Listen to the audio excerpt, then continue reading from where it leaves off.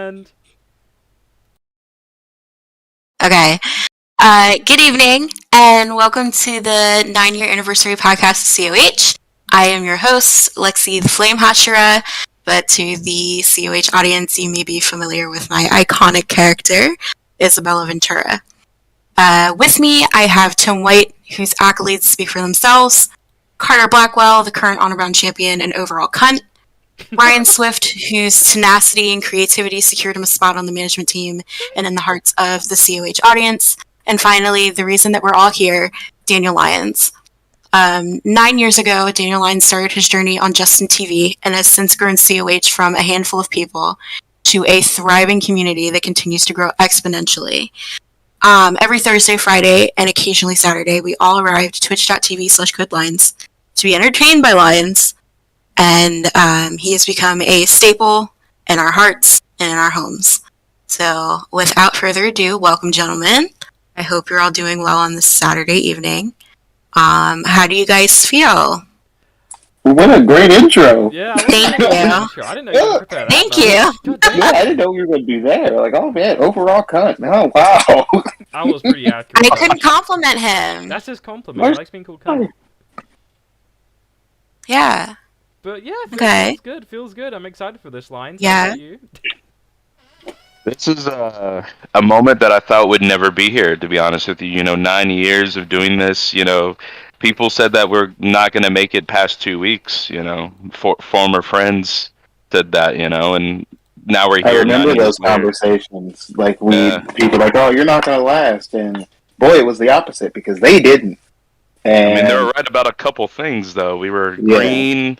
It was kind of like how very bright to watch COH for the first couple episodes because it was, we had a green backlight and it was crazy times. Very indie. So, man, damn sure happy we got out of that nonsense. for context, everyone, Lions... Lions and Tone have been here since the beginning. Tone has been in management since the dawn of time, and they have seen and heard everything that has gone on in this community for the past 9 years. So, Lions, I just want to say congratulations on 9 years. That is crazy considering the turnover rate in the community, and I'm very, very proud of you, both as a content creator and as your friend. So I did want to talk about some things. I want to leave other things for the 10-year anniversary podcast, because we all know it's coming. You've been going 9 years strong. Why the hell not make it 10? So I want to know, in the last 9 years of streaming, and this is just my personal question, what is your favorite match that you've ever commentated on, and why is it the Summer Series match with Zach Sanchez and Jordan Shadows?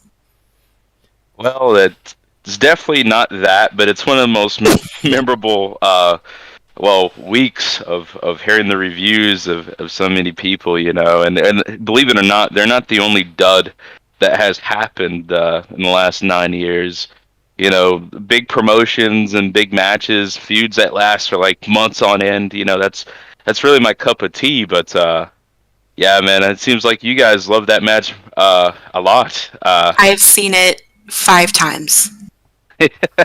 I love we have that watched it match. 5 times. Like, honestly, it's in my top 10 for a shoot.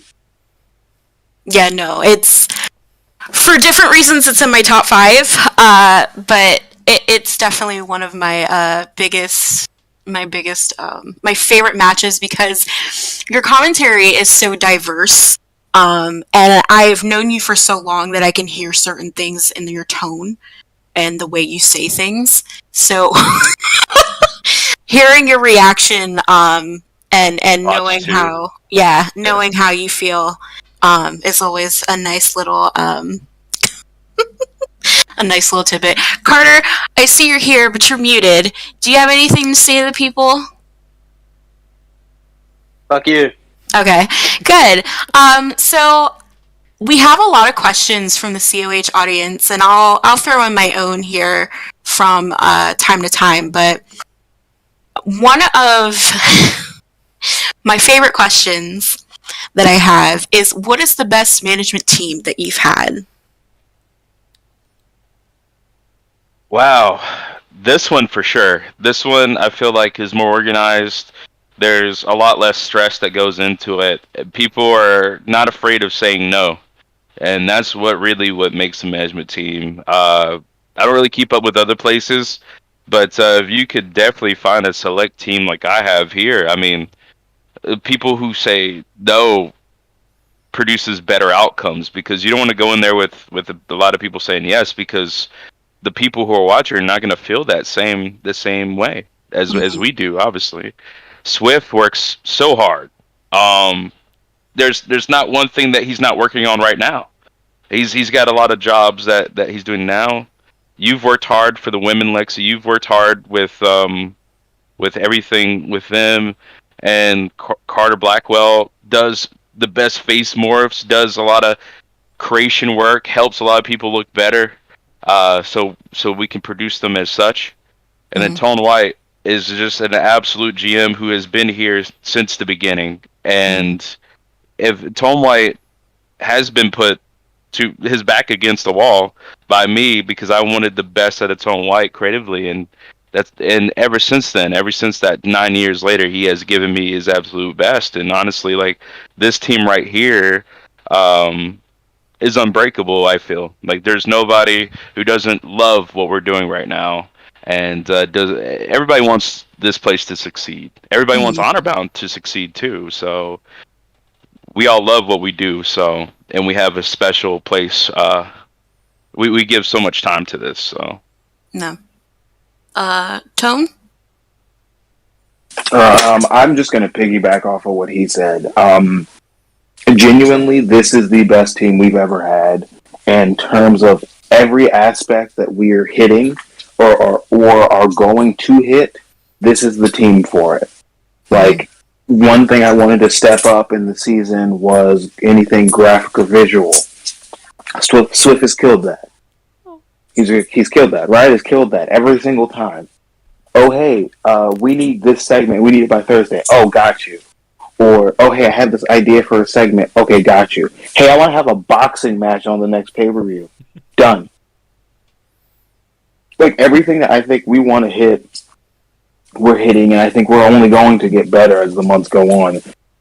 There's plenty of things that are in the pathway, in the walkway that we are walking that, we haven't hit yet, and some things I want to do.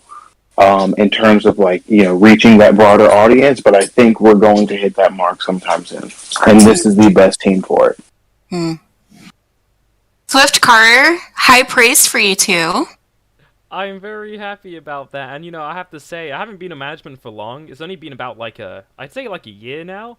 I didn't even expect to be in the management team, so it's pretty weird that I'm actually here right now. But to piggyback off what both men said, I truly believe in this team, and I feel like we're really really good unit. We've really upped the game with presentation and everything going on right now in COH, and the future's bright. I'm really enjoying what we're doing, and I have fun doing this, and I think that's what it's about. So yeah. Carter? Yeah. Fuck you for saying nice things about me and stuff. How dare you? Yeah. I feel your frustration. So it came from the heart, I promise. Yeah, I could tell. Yeah. No. Well, I would like to add that this management team has had their issues, but we have all gotten through it. Whether we're yelling at each other in a Discord call after a meeting or getting pissed off with one another, we fight just as much as any other family does. But for some fucking reason, we all stayed. Call us crazy, call us stupid, call us what you want, but we're family and we're still here. And I like moments like these because we really get together and we can sit down and talk about how much we are all appreciative of each other. And even though I'm not a very big part of management, anymore. I still show up to meetings and you know, give y'all your pats on the backs. So I love you all. That's all I want to say. So the next question. Shut up. Next question. There are two of these, so I guess I should ask. I should ask a combination of both questions. But who is someone that is no longer with COH that you would love to bring back? Oh. I'll start. Okay.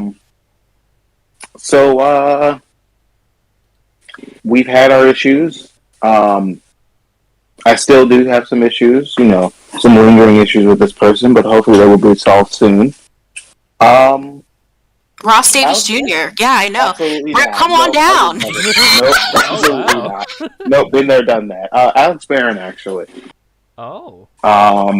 There was a long period of time where me and him did not get along due to nothing on my end.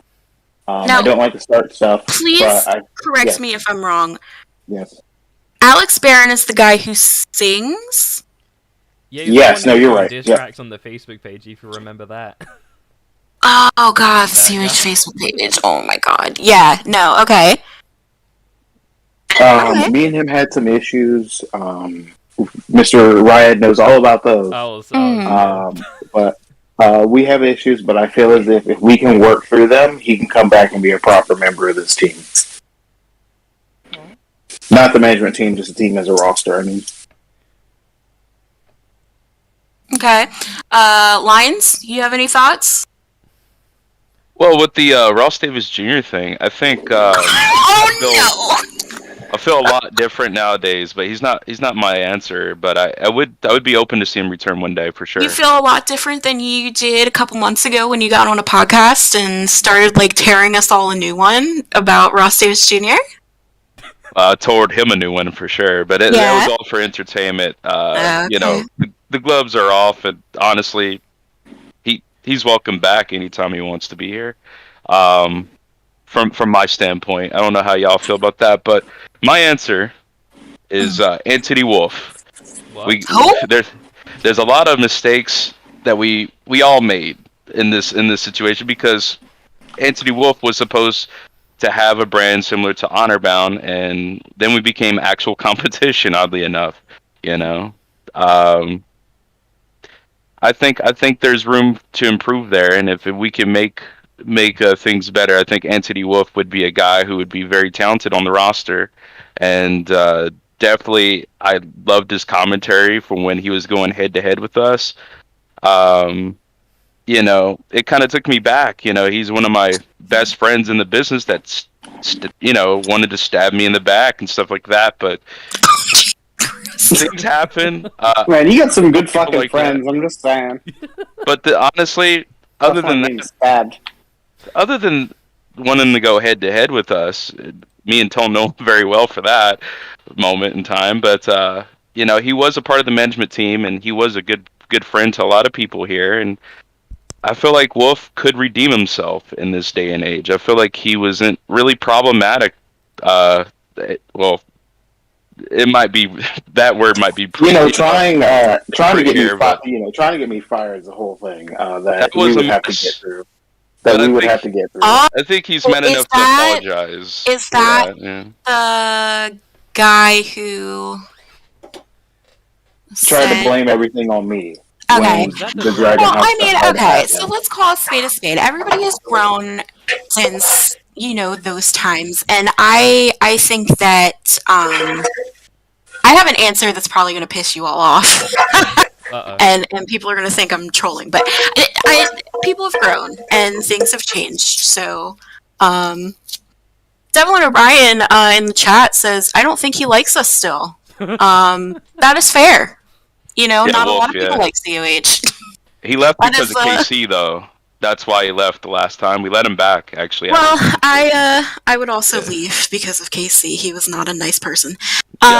So, Wift, who was your pick? So this is just bringing back anyone that was here before, right? Correct. Will Steele. He's like the number one guy. I was gonna say Will too. We have the same answer. Look at that.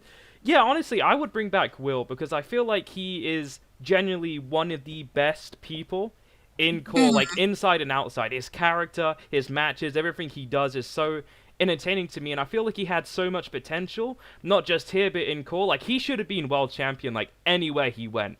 That man is seriously very talented, and I feel like if he ever came out to COH, like, he could be world champion. He should be world champion anywhere he goes, truthfully, and I will have to bring it back. I mean, him versus Team Perk Angle, or Devlin, or anyone, or the rematch with Tone. Oh my god, I think him and Team Perk Angle will tear the fucking house down, just based off of their personalities, and how Will is, from the years that I've known him. I think they would have a lot of fun. I also think Will Steele has had a hell of a career in COH, and I would love to see him back. Carter, do you have a name?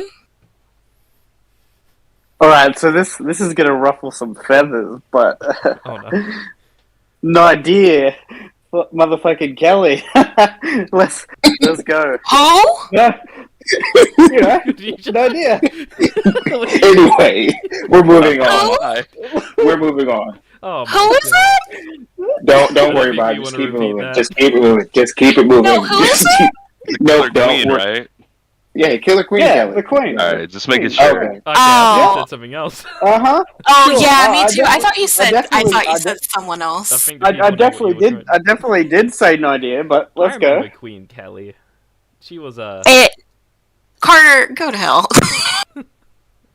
All I'm saying is, Yeah, always playing with their meat on the stream and stuff. Oh, Stop This is it. a family show. Oh my We're not God. doing that. Show. Come on, guys. We're not doing that. Anyways, Kelly, disgrace. Kelly is an interesting choice. It was an interesting one, and that's the one I'm going to go with that you said. Okay. Uh-huh. And as someone who was in the middle of why that person was fired, it happened. And I will say, as someone who's been here forever, out of all the moments on stream that I have liked the most, that one was my favorite. Love the in the middle of a match and then cut to Lions just shooting on the stream. It's my favorite thing I've ever heard. But yes, I can see why Carter chose this, to be honest, but yeah. You know, I've got one more. Okay. Miguel Bland? Huh? What? Miguel Bland. Oh, Miguel Bland, you know. Oh God, stop Go to it. hell. Stop it. Go Come on. ahead. Oh, man. Oh, Personally, my God. though, with the Kelly situation, I'd rather have James Robinson back. Just personal. I'd really rather not. My answer is actually going to ruffle some feathers, unlike Carter and his little cunt answer. Well, I never. Please don't hate me for saying this. Hmm. I think Liam Mercer. And here's why. Honestly, I don't hate the answer. I was going to say it, but I didn't want, Well, I don't give So- a shit. If anybody gives me shit for it, I don't care. Go outside, touch some grass. I think time has passed since everything happened, and while there was a lot of hurt feelings, and I had a significant part to play in the falling out of our friendship, and him kind of, well, that's just me being generous. I didn't have anything to do with him going AWOL, but I think that if given a clean slate and an opportunity to do better, I would hope that he would. But I also don't put too much stock into it because this is COH. And,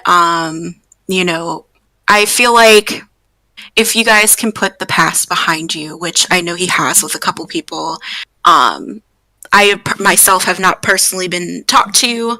I know he's going through a lot right now, and I send him well wishes, but I think he would be a good addition to the COH roster if he could get over the ego with his COH and put some dedication back into the craft.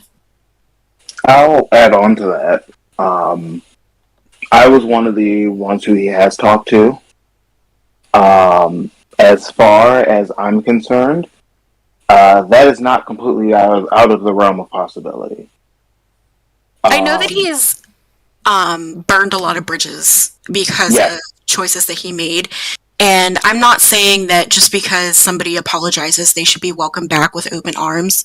I don't think that's the case at all. I think if someone like that is coming back to the roster, they really need to have their ego put in check because they are not the shit. They're not who they once were. And we have so many more creative people, so many more better people on the mic. I just think that he really needs to step his game up if he would even think about coming back. And this is just me being presumptuous and being like, yeah, let's say he comes back, blah, blah, blah. I think that with Team Park Angle and the whole, even with Jordan Brooks being champion right now, and in this, yes, I am a little biased because that's my bestie, but I think that they have elevated the game as far as talking, as far as creativity. Bill Dern, fucking Oliver Windsor, Carter, Swift, all of you have upped your game with production and, talent-wise. There are new stars, so it wouldn't be him coming back and being like placed at the top of the fucking pedestal. He'd have to crawl his way back up. I don't think he could do it with his character being the way he is right now. I think it's old and stale, but I do think if he wanted a clean slate and he wanted a place to start, I think that this would be the proper place. Yeah, I was gonna say if there's any place I think I'd want him, it would be my show because he's faced everyone, just about everyone, COH wise. Mm-hmm. I have a whole new slate of people on my show that he's never even faced before. Yeah, I think that would be a good idea. I think that would be a good idea solely because Team Park Angle would absolutely clown the fuck out of him. And I don't think his character could handle that right now. I think starting back at Honor Bound where all of us OG people had all started would be a good idea. Obviously, some people don't agree with that opinion. With welcoming Liam Mercer back to the company, that's fine. I don't care. As I said, go touch some grass. But this is a podcast. This is where we're allowed to agree, disagree.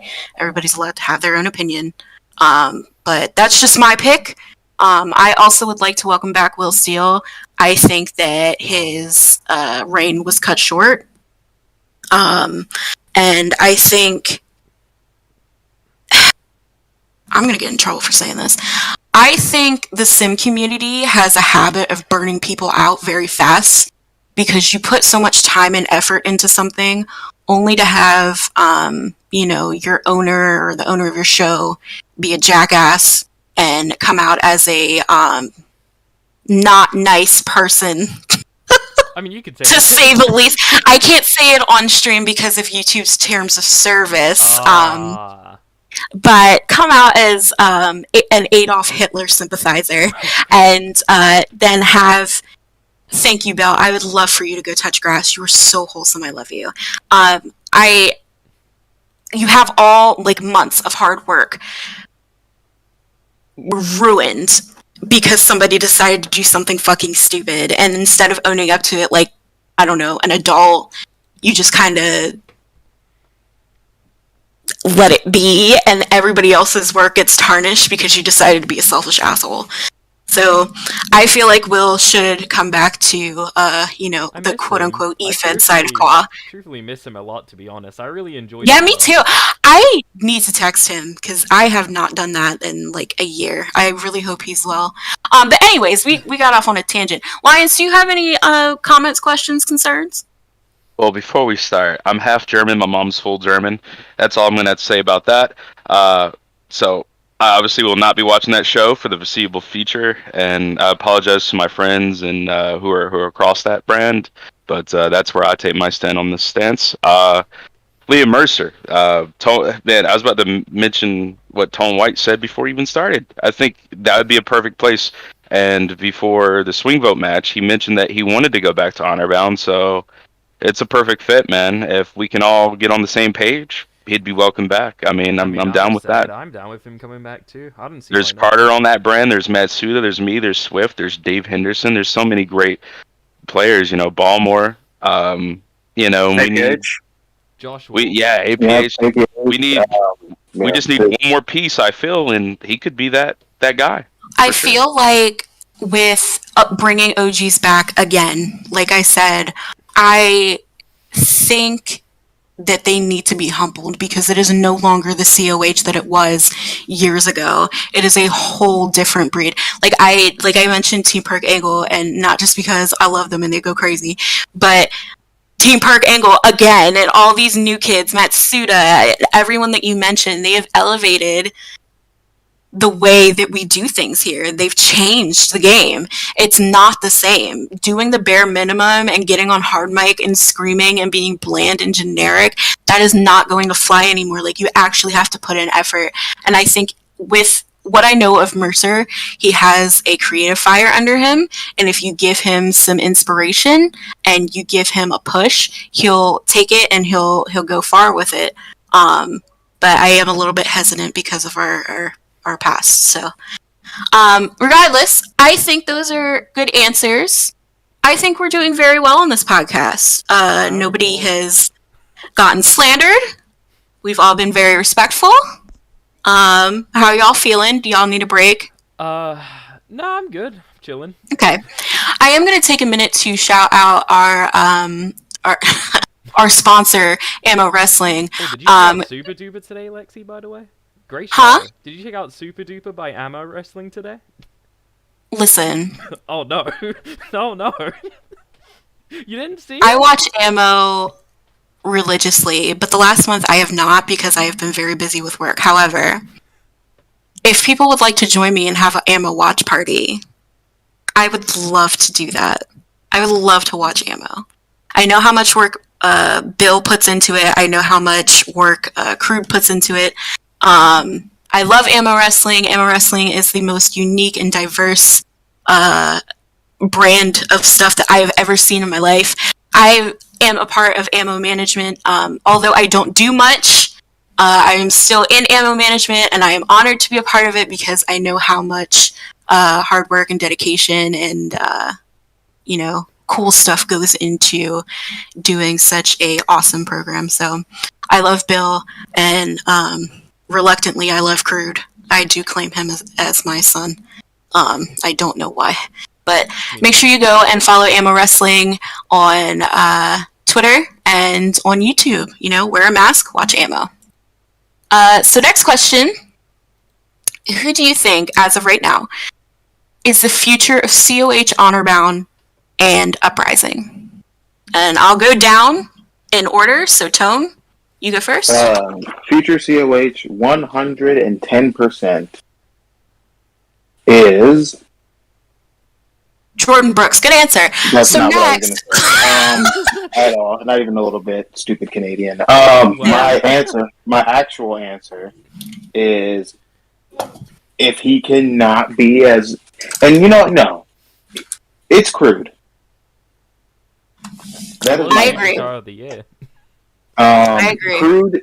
Crude, when he is on and when he is on point, is one of the best, rookie, and I'm using that term kind of loosely, but one of the best rookie players that we have, and it's not to discount Jordan or Brett or Big Perk, they all could be. Every single one of them could be. But I think if I'm the one and I am pitching, if I'm, the coach of a baseball team, and I'm like, man, you got these four aces that can hit home runs, who are you going to give it to? My answer is Crude. It'd be him. If when he is on and when he is motivated, he is one of the absolute best. And I've been around for fucking ever. So it's Crude for me. Yeah. Carter?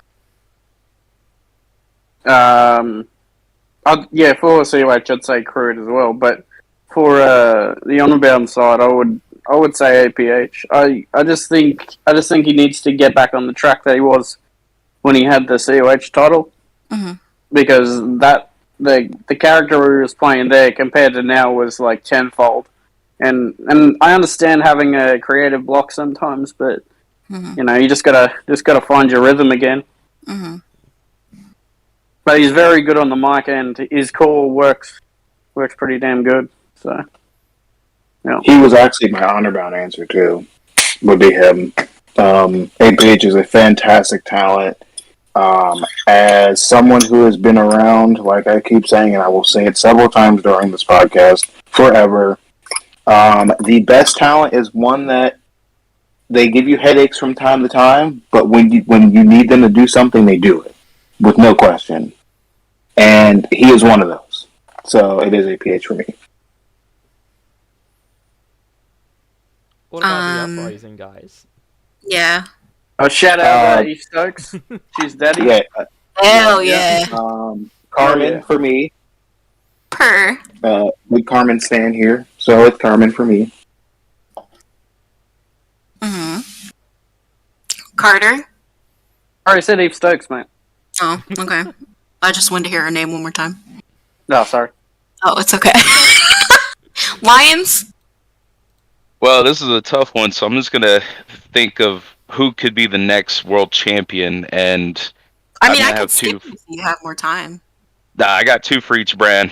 I couldn't just because some of these people are picking multiple times, so I just wanted to say that I also believe in them as well. Mm-hmm. Crude, Mike Angel on the COH side. On the Honorbound side, Matsuda Tanaka and Balmore, future world champions. And then Uprising, Peaches and Carmen Sanchez. Oh, you like you some Peaches. I think that character has a lot of promise going forward. Cool. Swift? Yeah. Okay.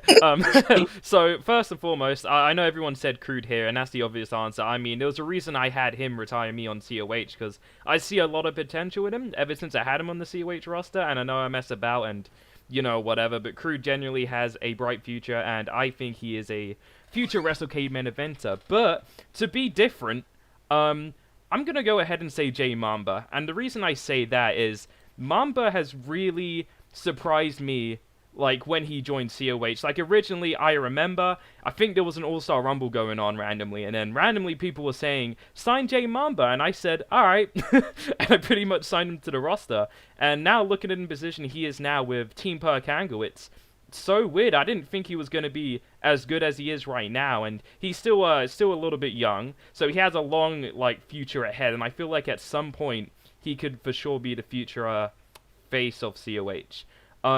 Honor-bound wise, yeah, it's APH for me. I think what Carter was saying to getting back on that horse, trying to get that character back on track, I agree with that, because APH with that COH world title was absolutely amazing. I mean, I wanted him in my more roster for real, but Tom wasn't giving me APH, so it's alright. But yeah, I think if APH can really get himself back on track and bring back what he was bringing when he had the title, that motivation and everything, I think he is a for sure star.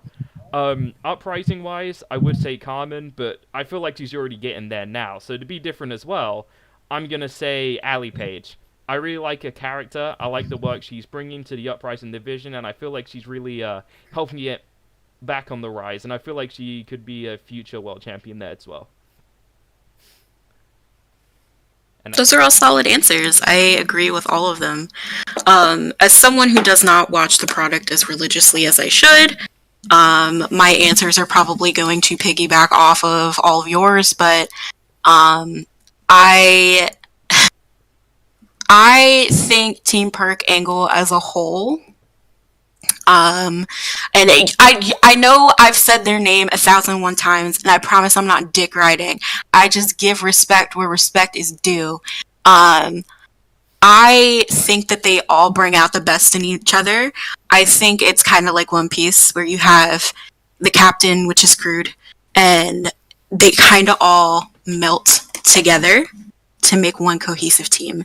So they play well off of each other, and I hope Crude doesn't take this, like, to heart. Knowing him, he's probably in Discord like, come on, man, come on, man, you ain't have to say all that. Yeah, I know he's probably in Discord with Dave saying all that shit right now, but I really think once the light is turned on for him, he knows how to go. I think him, Brooks, and Mamba and fucking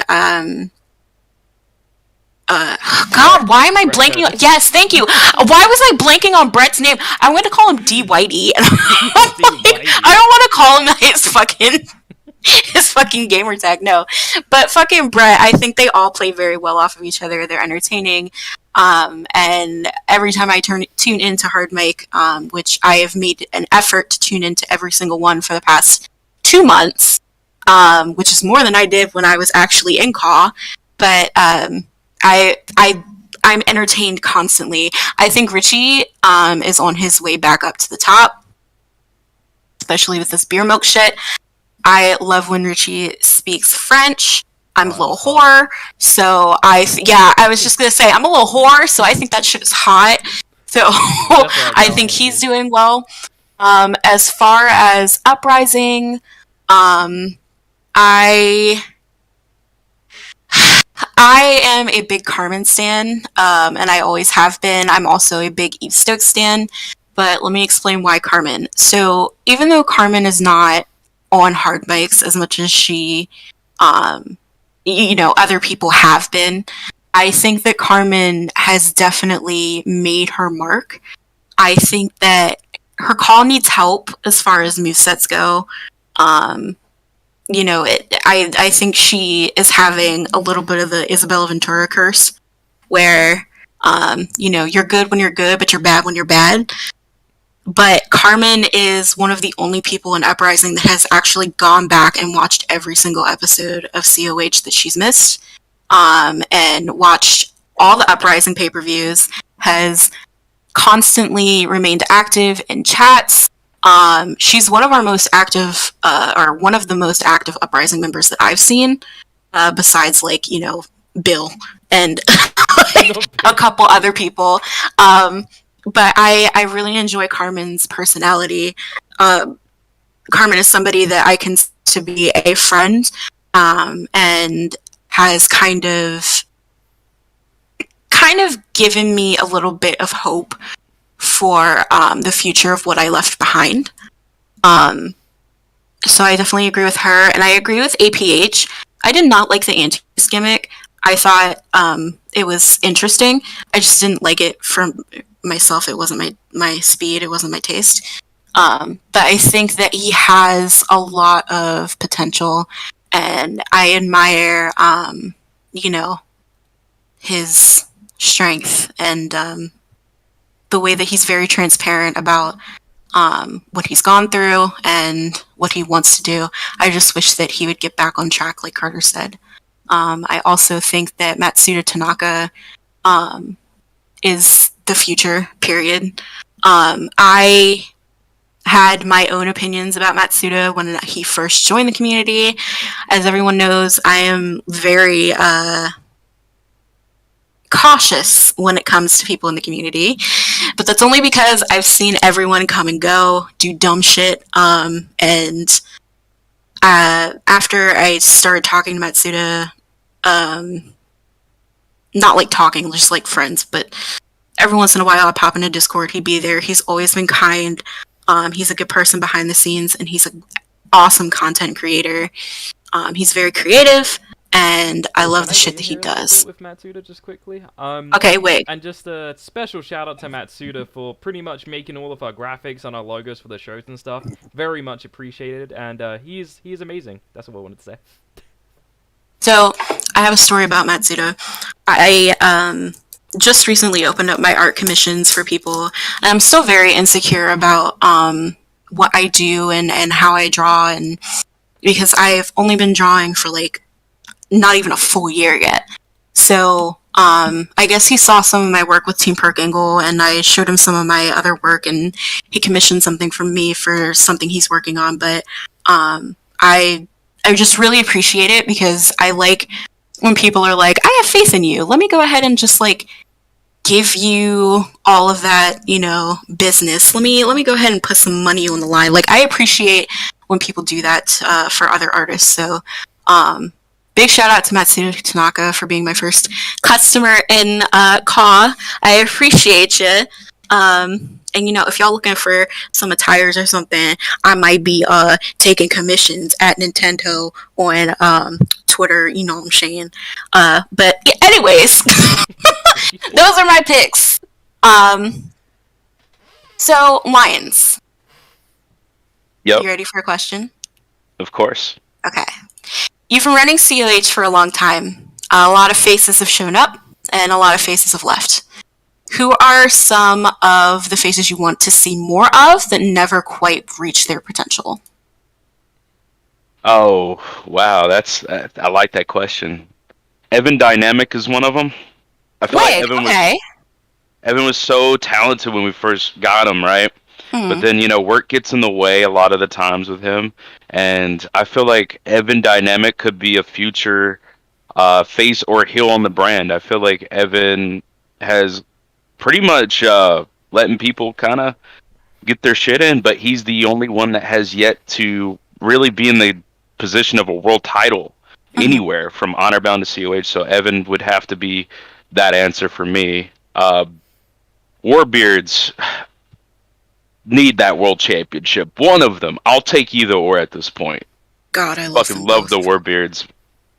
And the fact that they are the only thing that was successful out of that Candy Crush tournament is just surprising. Like, they just absolutely Can I add some people best to my tag team list? of all time.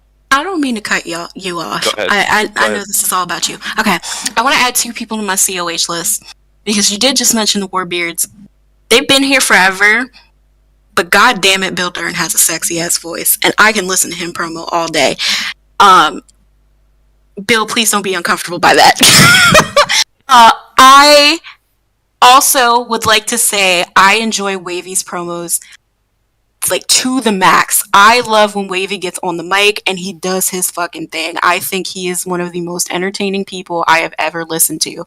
It is hard to entertain me every single time because I have a short attention span.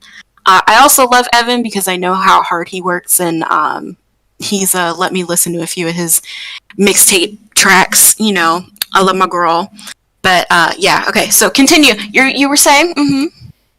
Yeah, Evan was so over. Like, I remember when he went from Tiki Wild to Evan Dynamic, and a lot of people were like, I don't know if he's going to put in the exact work. And Tone White was one of those people definitely supportive of that gimmick, and he's like, dude, let's go with it. And I'm like, I'm all aboard, because he showed me some stuff that he did for another promotion, and man, it was great stuff. I wish the hype was still there, because I feel like he would have been a world champion in Honor Bound.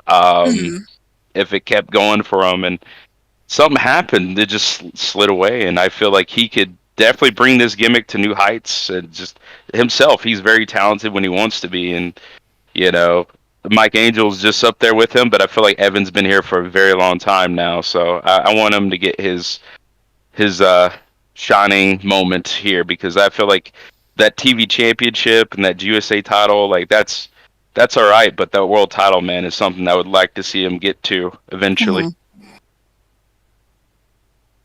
Warbeards, obviously, too, but yes, of course. Tone? So for me, my answer is also Tiki/Evan. I think when he is on, he is the absolute best. One of the absolute best. So that's my answer. That's somebody I've been kind of usually I kind of pick and choose, who I think should get a spot in places, and I think when he has the free time in the free ring, he's fantastic. So I think he's my answer as well. Carter, if you have any thoughts. I'd go to Swift. Oh, okay. Swift. Shoot. I don't know. I'm trying to think. I don't know. I think I'm gonna agree with the Mike Angel one. I feel like Mike does have a lot of potential, and listening to him promo is absolutely amazing. I genuinely have a good time when I hear him on the microphone. I'm like, yes, baby, yes. Okay, that sounded weird, but you know what I mean. I generally enjoy him. I enjoy his character, and I feel like at some point, timing's gonna be right for him. So I think at some point he is gonna be world champion, and yeah, that's what I gotta say about that. Okay. Carter, are you still thinking? Okay, I got one. Okay, so Okay. my answer is Chris Aaron. Yeah? Been here for a long time, but really he's not very old, and he's been here for that long, but he's never been able to capture the world title. But I kind of want to see that happen sometime soon. To one of my boys, and some of the few people that are that have been here since kind of the start. That's one of the first people in this community that was super nice to me when I joined. Shocking. And Dick to yeah, me. well, okay. I mean, that's water under the bridge, but I'm just saying, calling a spade, he was a dick to me. I've also been an asshole to people that, I'm close with now, so, people can change, but I just find that crazy. I know by experience. Oh, wait. Just give it some time. He'll warm up. I have to do He this hated for me Dave. too. Yeah? You shout out to Dave's little pog champ, Don Frost. Maybe one day you'll get there, buddy. Aww. You got this. Uh-huh, sure.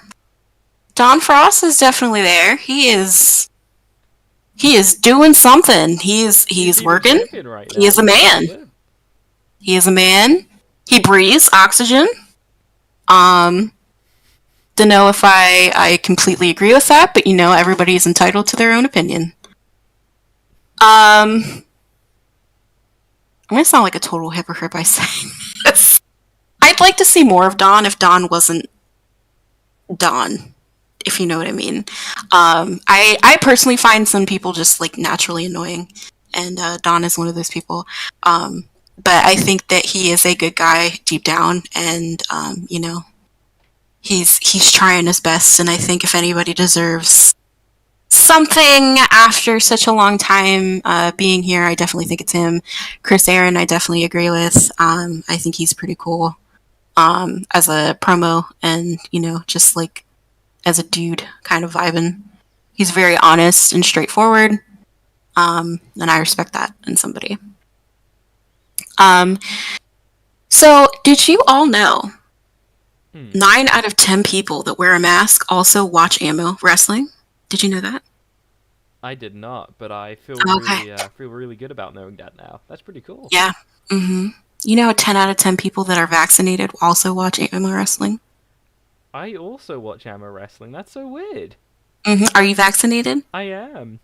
You're bringing... Oh, you are? I am. Wig! Okay! I am part of that demographic. Okay, me too! Oh, me too! Alright, see, I wasn't lying. So everybody go watch ammo wrestling, catch their shows when they come on, and because I don't need to tell you, you already fucking know. You know what ammo wrestling is. So make sure you watch ammo, # watch ammo wrestling, wear a mask, get vaccinated. Next question. That was a good ad. Thank you. Okay, so next question, I'm going to go in order of everybody in the call. Was there any moment you feel like nobody else remembers from COH, but you do? And it's a memory that you're fond of. Yepperini, I'll go. I have one. I have one. I also have one. Okay. So my memory, so much so to where it's not even on the channel anymore, but it is one of the best things we've done as a company, so much so that I still bring it up today. And Lions, I think you'll know where I'm kind of going with it. Chris Aaron versus Michael Blackheart in that TLC match for the Control COH that we had. 2K14? Yeah, Yep. 3 stages still. No one is ever probably going to see that. And it sucks because that match was absolutely fucking insane. There was ladder spots, like that was back when the game would actually trigger doing stuff off the ladder. So It's finishers. And like finishers and everything, that match is a fantastic piece of business, and I wish we could find a way to get people to see that, but I think it's gone forever. Twitch Even though- deleted it. the last couple Yep. years. Yep. I think it was 2017, 2018 when we found out they deleted it. Yeah. So that's it for me. Okay.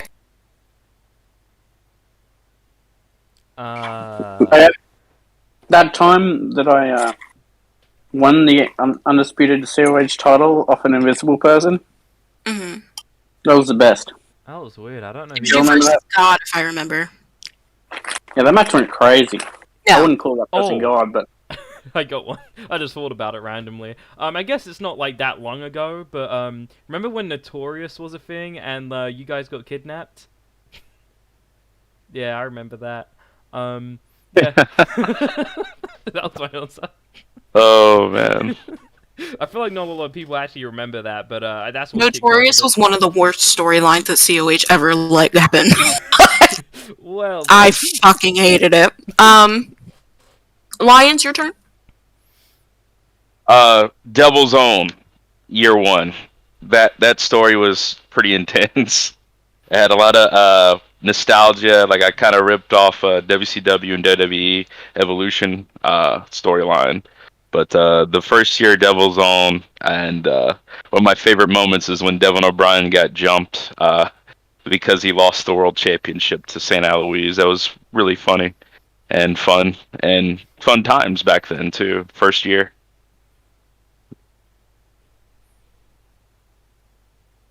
Sorry, I'm sitting here trying to chow down on food. Swift. Hi. Oh, wait, I just Hi. answered that. Well, yeah, I know. Do you have any additional comments? Oh, additional comments. Yeah, I don't know much about the Devil's Own one because I wasn't there at the time. But I remember when I was doing the special video package for COH 300, and I saw a bunch of clips from the first episodes. Yeah, COH was wild at the beginning. Very much wild, and I think that also comes down to us having Story Creator at the time, which we don't have anymore, which makes me very sad. But I wish we had that again. Mm-hmm. And that's my additional comment. A memory that I am fond of. Walk with me, talk with me here.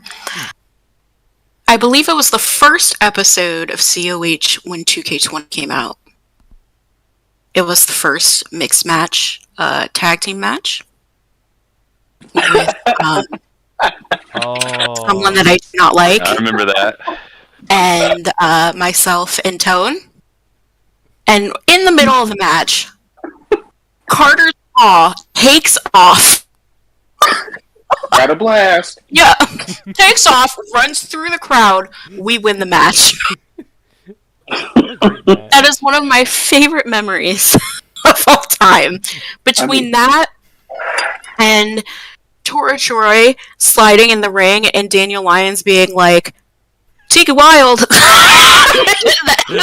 Those two, top 10. I mean, we can't. It was going to be Tiki because they're like they didn't inform me who it was. No, I know, and I don't blame you for that. It was just so funny.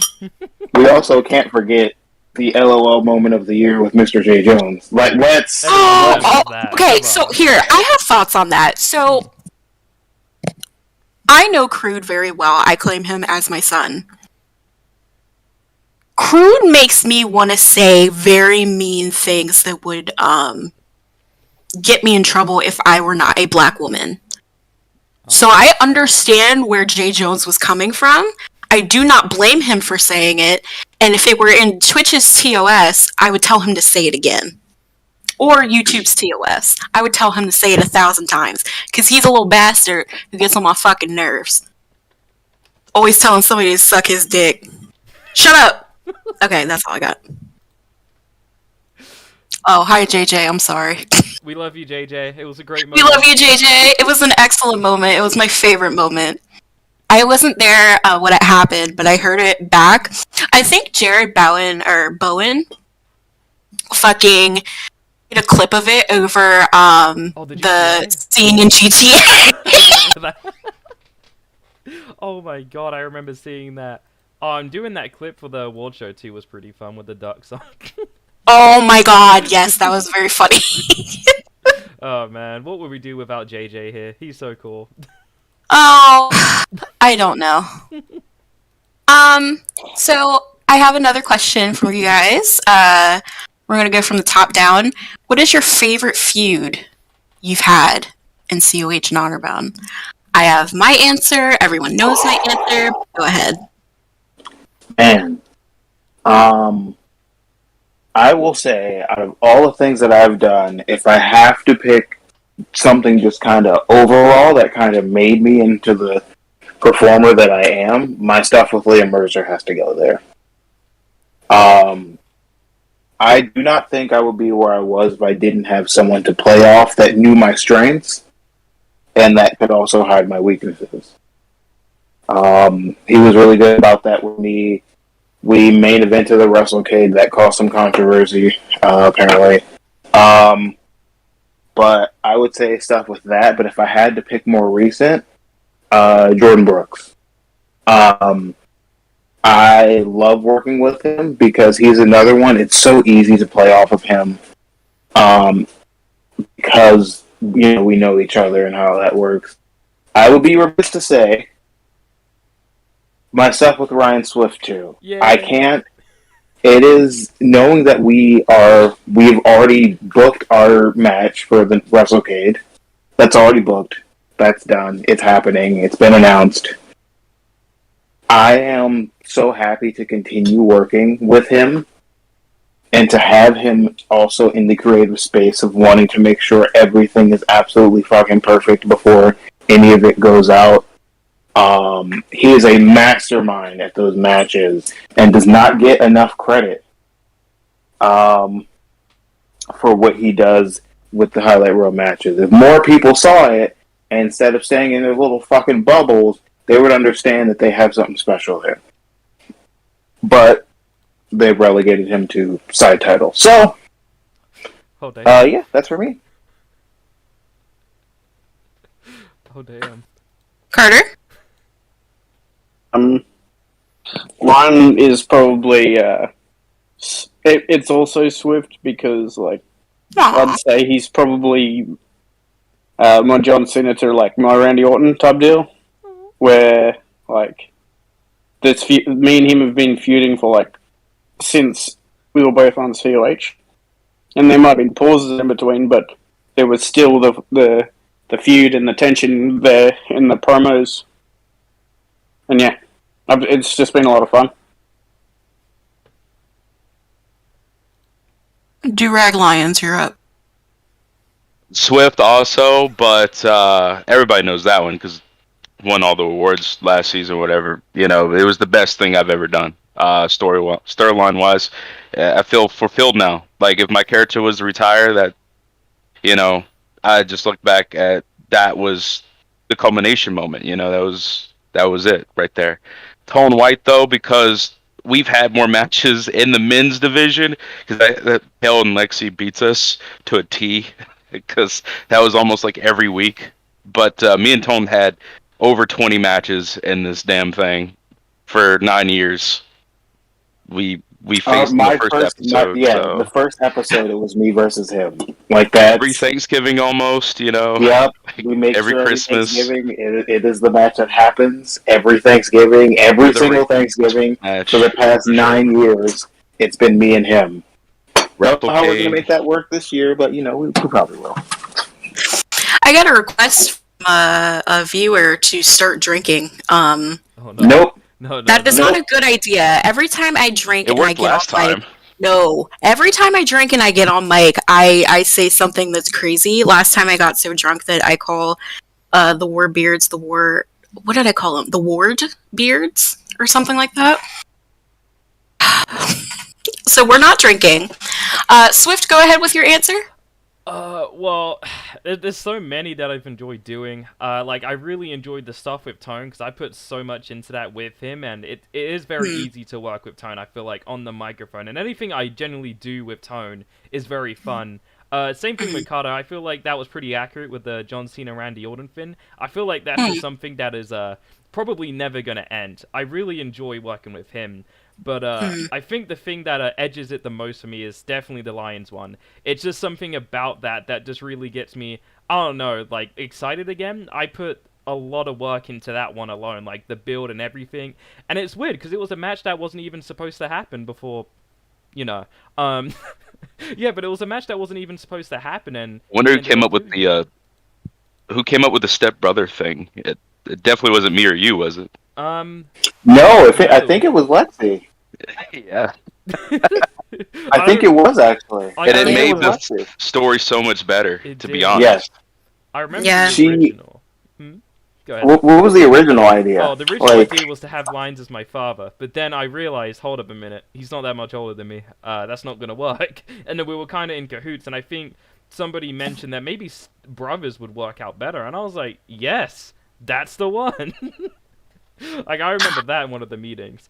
I think, not to cut you off, Swift, but I think my biggest thing with like COH is story, and I think a lot of storylines, while they are that just storylines, they lack story. They lack the critical part of it. So I think with the whole brother thing, and then I kind of had my own little headcanon going on with you and Carter's feud, where I was like, they're married, they're gay lovers, they got divorced, this is what they're fighting over. If Swift wins, they stay together. If he loses, they get divorced. I think having that extra added piece to the story is just like, it just makes it more interesting for me, which is why I suggested the brothers thing. And that's all I got to add. You can continue, Swift. Oh, it's okay, and that was a genius idea because that really like hooked everything together and just like I don't know, made it perfect. Like to me, that whole feud felt like a movie to me, and I knew from then on that might have been my best thing I've ever done too.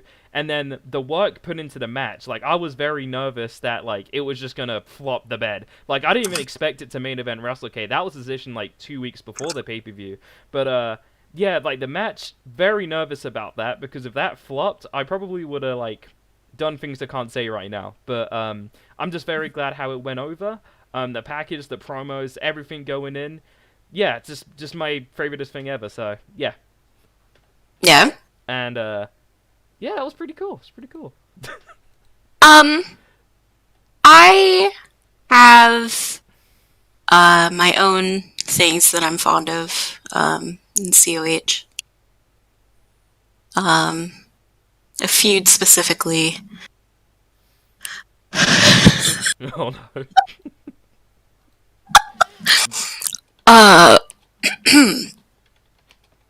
It's definitely got to be Jordan Brooks and his hairline.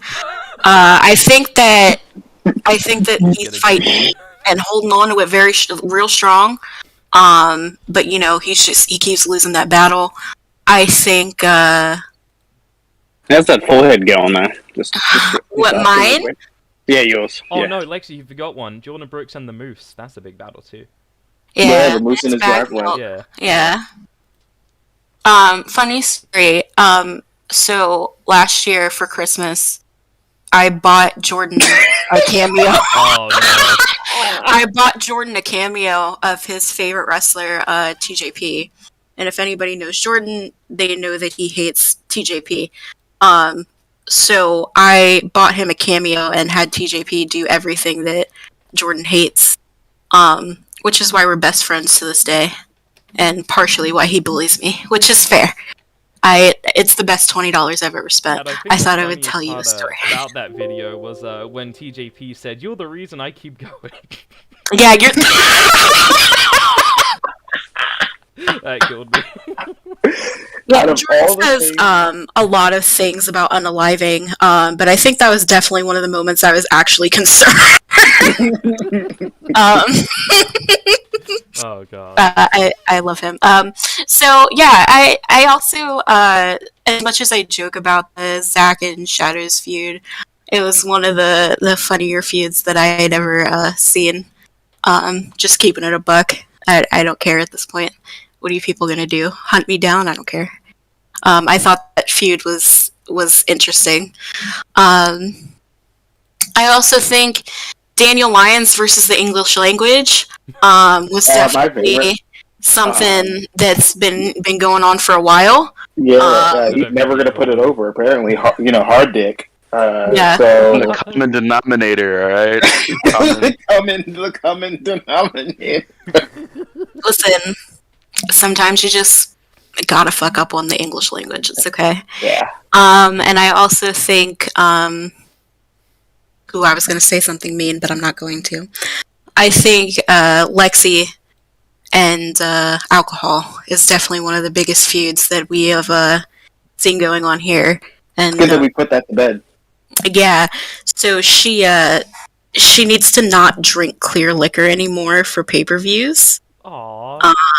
Yeah. Aww. I disagree. Every time I do, I either call someone a furry, which I don't mean in a derogatory way, or I end up getting on stream and saying something that shouldn't be said.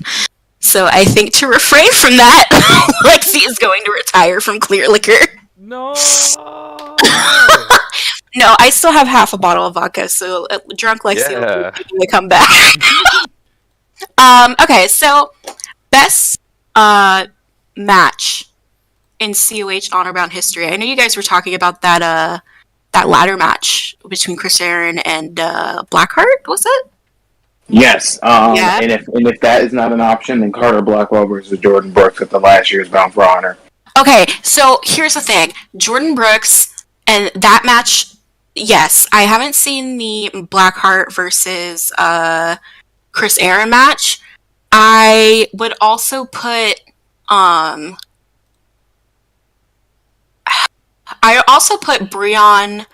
the Problematics versus fucking Jordan Brooks up there when you had Carter and I at ringside, and that whole match, Breon fucking Jordan tore the house down. I think anything with the Warbeards and Perk Angle was really good. And that's all I got. Carter, I see you're unmuted. You have answers. That was a question? Yeah. Gotcha. What is your favorite feud of all time? Wait, wasn't it the match Yes. one? Or your match, excuse me. What's your favorite match of all time? I would say me and Jordan, but also I would say the Bill versus Jordan at this year's Bound for Honor. Mm-hmm. It went pretty fucking crazy. Yeah, no, that did. Yeah. That's my answer. Oh, I got a perfect answer. You're welcome. Danny Lyons? Oh. Yeah, you wait your turn, Swift. God damn it. Sorry. Damn. This is hard to choose because I've been here for a long time. Yeah, we know. You are old. Alright, so nobody's going to ever remember this one. But DOD Probably. had an amazing tag team run. There were Yep, Devils that on was a TV. year long, right? That was a year And long. they had a year long, and right towards the end, they had a match with, I think it was Bumble and St. Aloise. Yep, I That was remember the that. closest it's Buzz, ever buzz. been. Buzz, And we buzz, were all bitches. nervous because they were so close to losing, but they pulled it out after 30 minutes of the match. It was a 30-minute long match, and it was a 30-minute long match.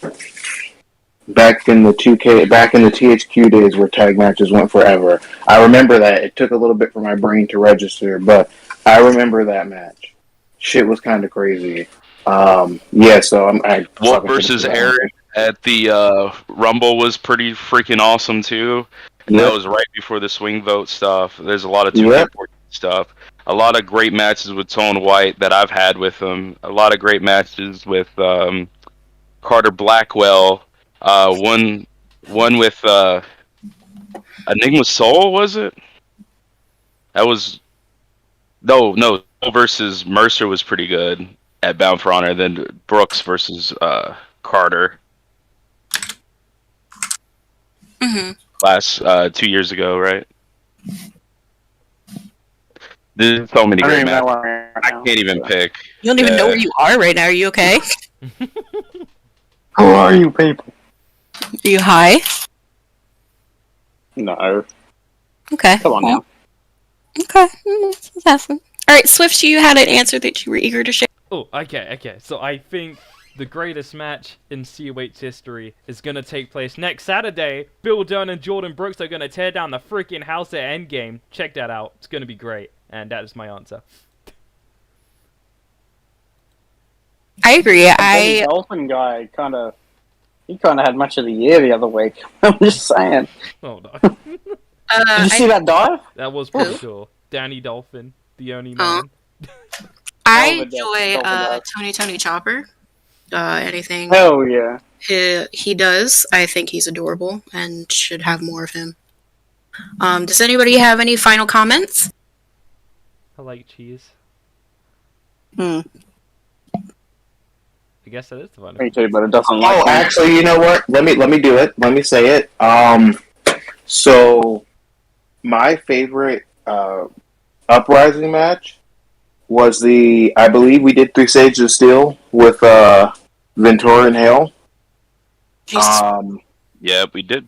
And I think that was the last time they ever faced each other. If I had a drink for every time Nicole and I had a match together, And like every single one of Stages them of were Steel, good. I'd be blackout drunk. Every single one of them were good. Like it was a formula that worked. So like that's my favorite Uprising match of all time. Well, I appreciate that. I think Wouldn't that only take 3 matches to get you blackout drunk there? yeah, wait, that is very true. Although I did drink half a bottle of vodka the last time, and I was fucking blitzed. Drink responsibly, people. Did you guys know fewer than 2% of NCAA student athletes go on to the professional level, but 100% of people that watch ammo wrestling become successful and make $1 million within their lifetime? I did not. Wow, know. that's a great fact. That is. Thank you. Thank you. Watch ammo, wear a mask, get vaccinated, make billions. Yes, Billions. and on top of that, there happens to be this great little clip. I don't know, Swift. You know, you're a good guy. You have clips of things. I believe there's something that we call an advertisement Oh, are we for running? run that ammo ad. wrestling. I think Hell it's yeah. time to run that ad. I'm gonna reclaim all of this. Take it back with all my fans. So many years passed by while I was stuck in them. I felt so stagnant, living life in the past tense. It's time to get back on and turn down everything stopping me now.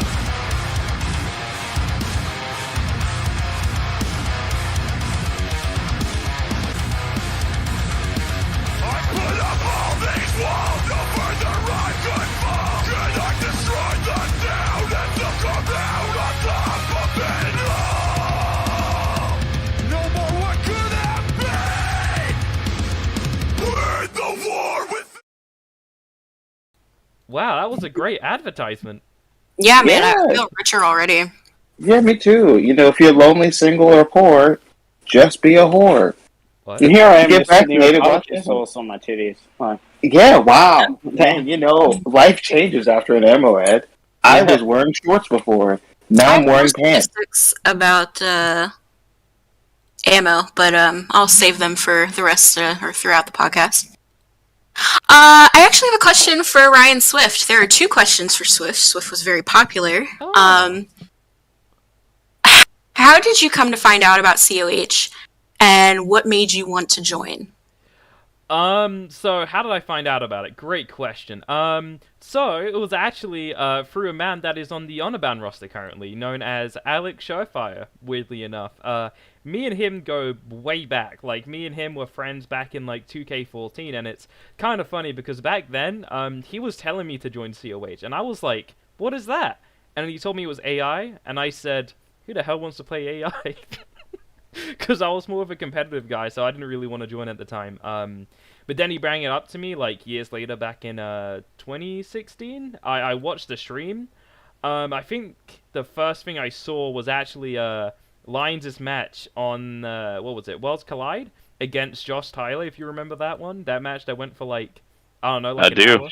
I forgot to mention that one. Yeah, like, that one went on for a while. That was the first thing I saw, and I was like, you know, this is pretty cool. Not much is going on in life, so why not? And yeah, I joined because I thought it was pretty cool, and I liked Lions' commentary, and yeah, the rest is history from there. Yeah. Yeah. So I'm pretty happy I ended up joining because it changed my life. It's pretty cool. It's pretty cool. Yeah, you're no longer the little shit you were back then. I So. wasn't Well, bad. Man, yeah, I mean, I don't know about all that. I mean, he did make What a about Blame that Tone mattress chat. time waster, bro? Yeah, Oh, yeah. What about that God. time waster with a Blame Anyway, Tone so chat? Brian Celeste, I have another question for you. Ooh. Giving everyone else a break. Mm. With being announced as the general manager of COH, did you initially think it would be easy? I have comments for this question, but I will let you go first. Hell no. I didn't think it was gonna be easy in the slightest. The last time I was GM of like anything was back when yeah. So I was like a GM there for a while. And like I remember I left because stuff started getting really stressful, but that's probably down to how that guy was managing things. But when I Idea? got this yeah. But joining this management now and being GM, I initially was very nervous because like I like COH a lot, you know, as you do, and I didn't want to screw anything up. And I remember there was, like, even a time period near the start of my GM days where I wasn't sure if I was really cut out for the job. And, like, I was, like, on the edge of, like, leaving it until I was talked back into it by very lovely people. And I'm very glad they did that because I'm really enjoying what I'm doing now.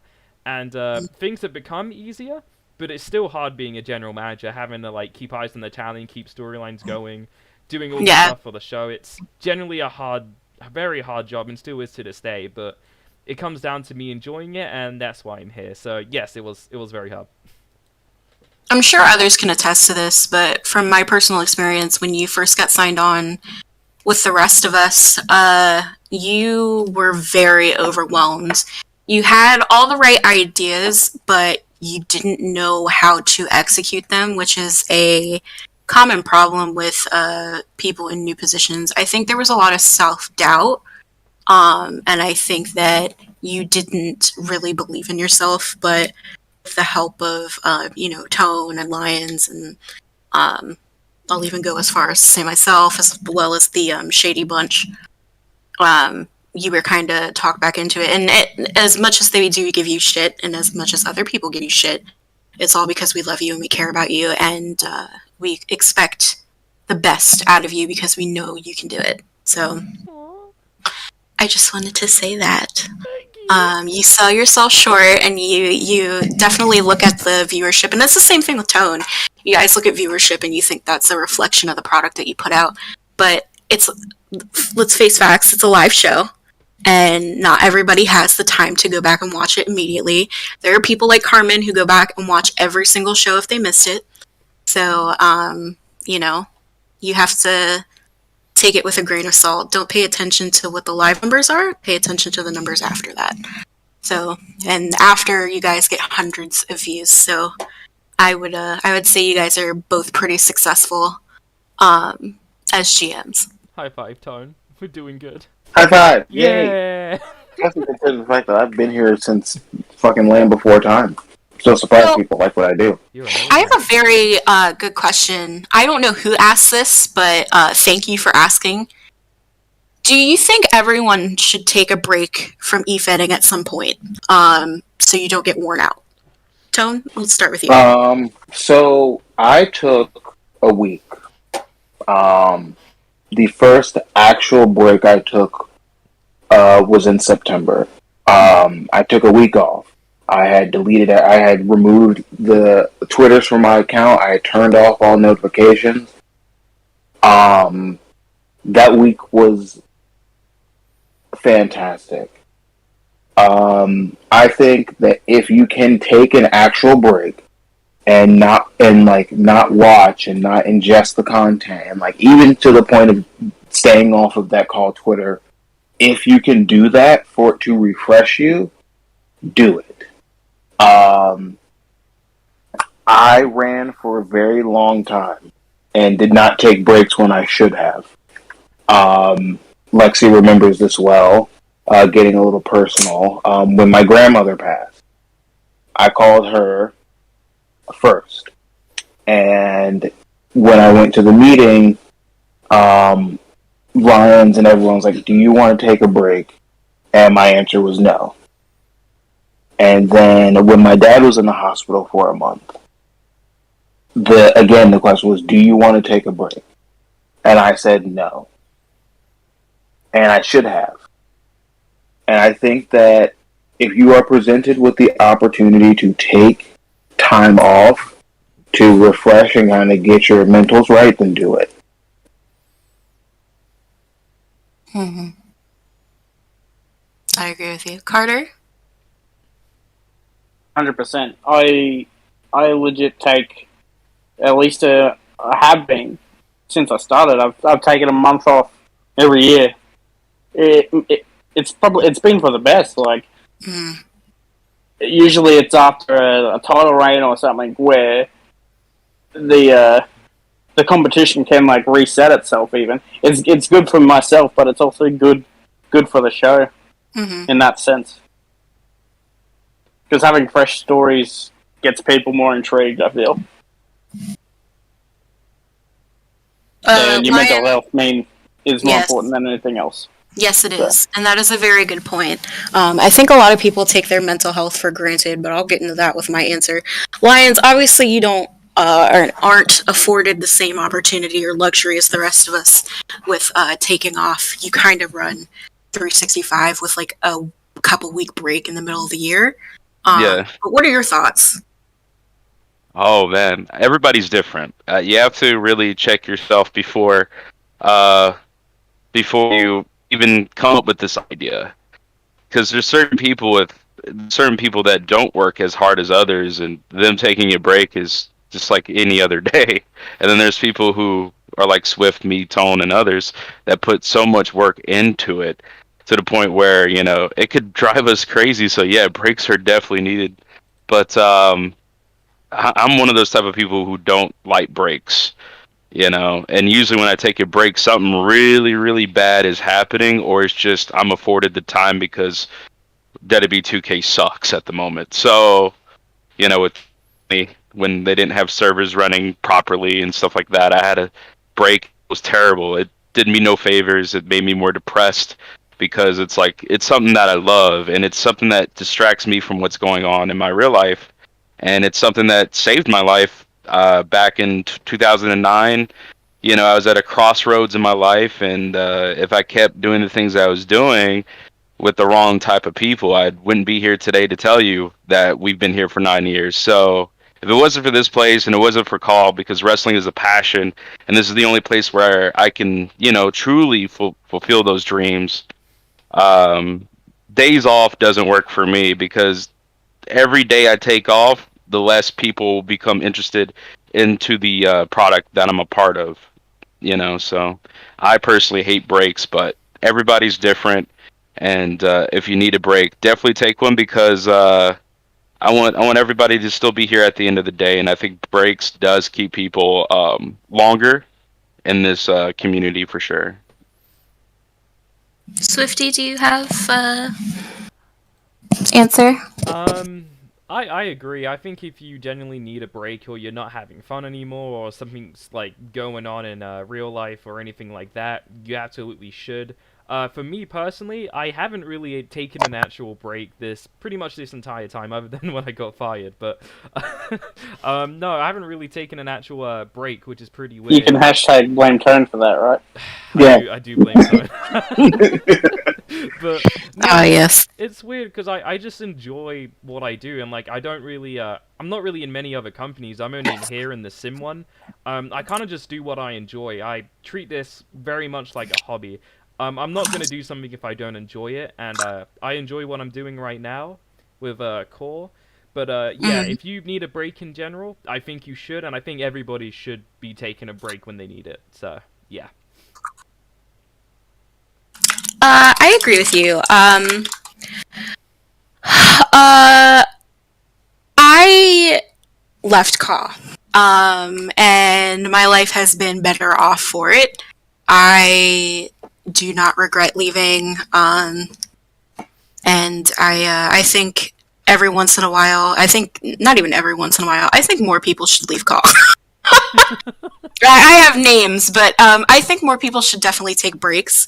Because if you run at 100% year round, you're going to get burnt out, and burnout is not fucking fun. Everybody knows that.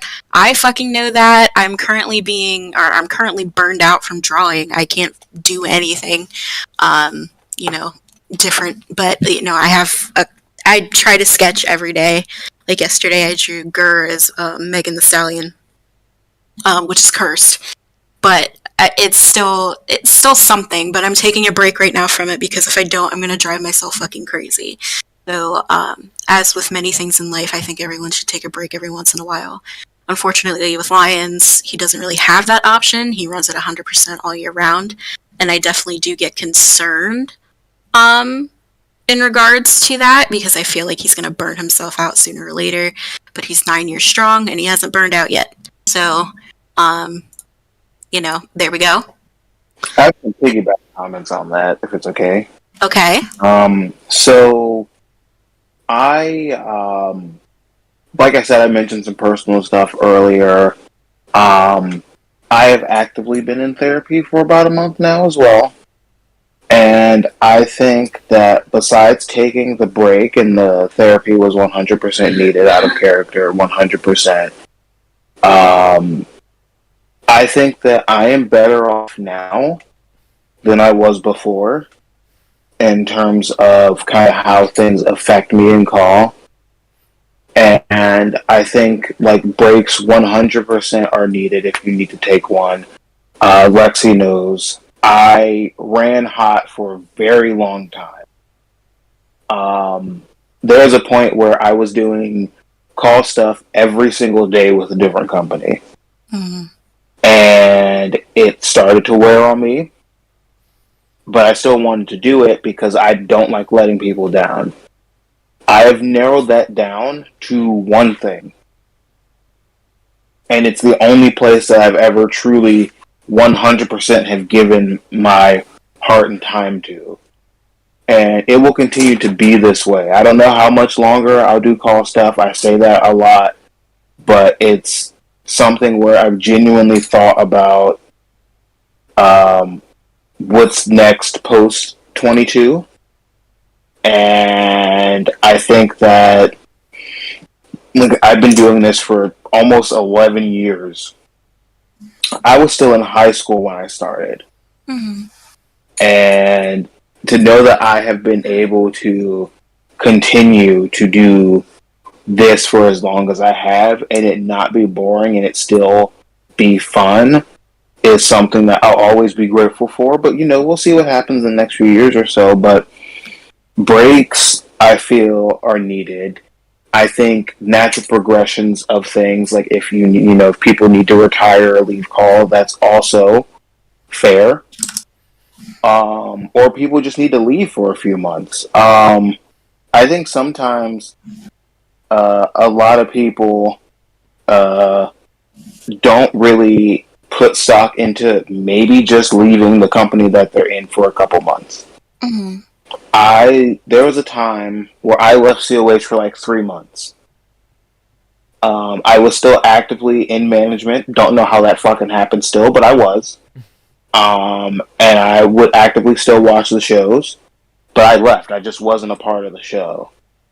And I think watching from the outside in regains your interest and regains people's interest on what they like and the parts of the company that they do like. Because I do think people get kind of jaded sometimes, or they tell people, or they talk about how, they never got this or they never got that. But when you aren't around it for a brief period of time, I think you really grow to appreciate the fact that a company didn't put you in a position that they felt you weren't ready for. Mm-hmm. Which is something I think we do extremely well here. Mm-hmm. Is prepare people for those spots, and yeah, that's pretty much all I got. I got a fan opinion that I actually agree with, that people who take breaks should actually take a break. I think there was someone recently, and it's okay. My opinions are my own. They do not reflect the actual views of everyone else in here. But there was someone recently that took a break and didn't actually take a break. So the whole point of them taking a break was kind of meaningless. Should have just come back. With all due respect to them, but if you need a break, actually take a break. There is nothing wrong with it. It's therapeutic, and you need to take time for yourself.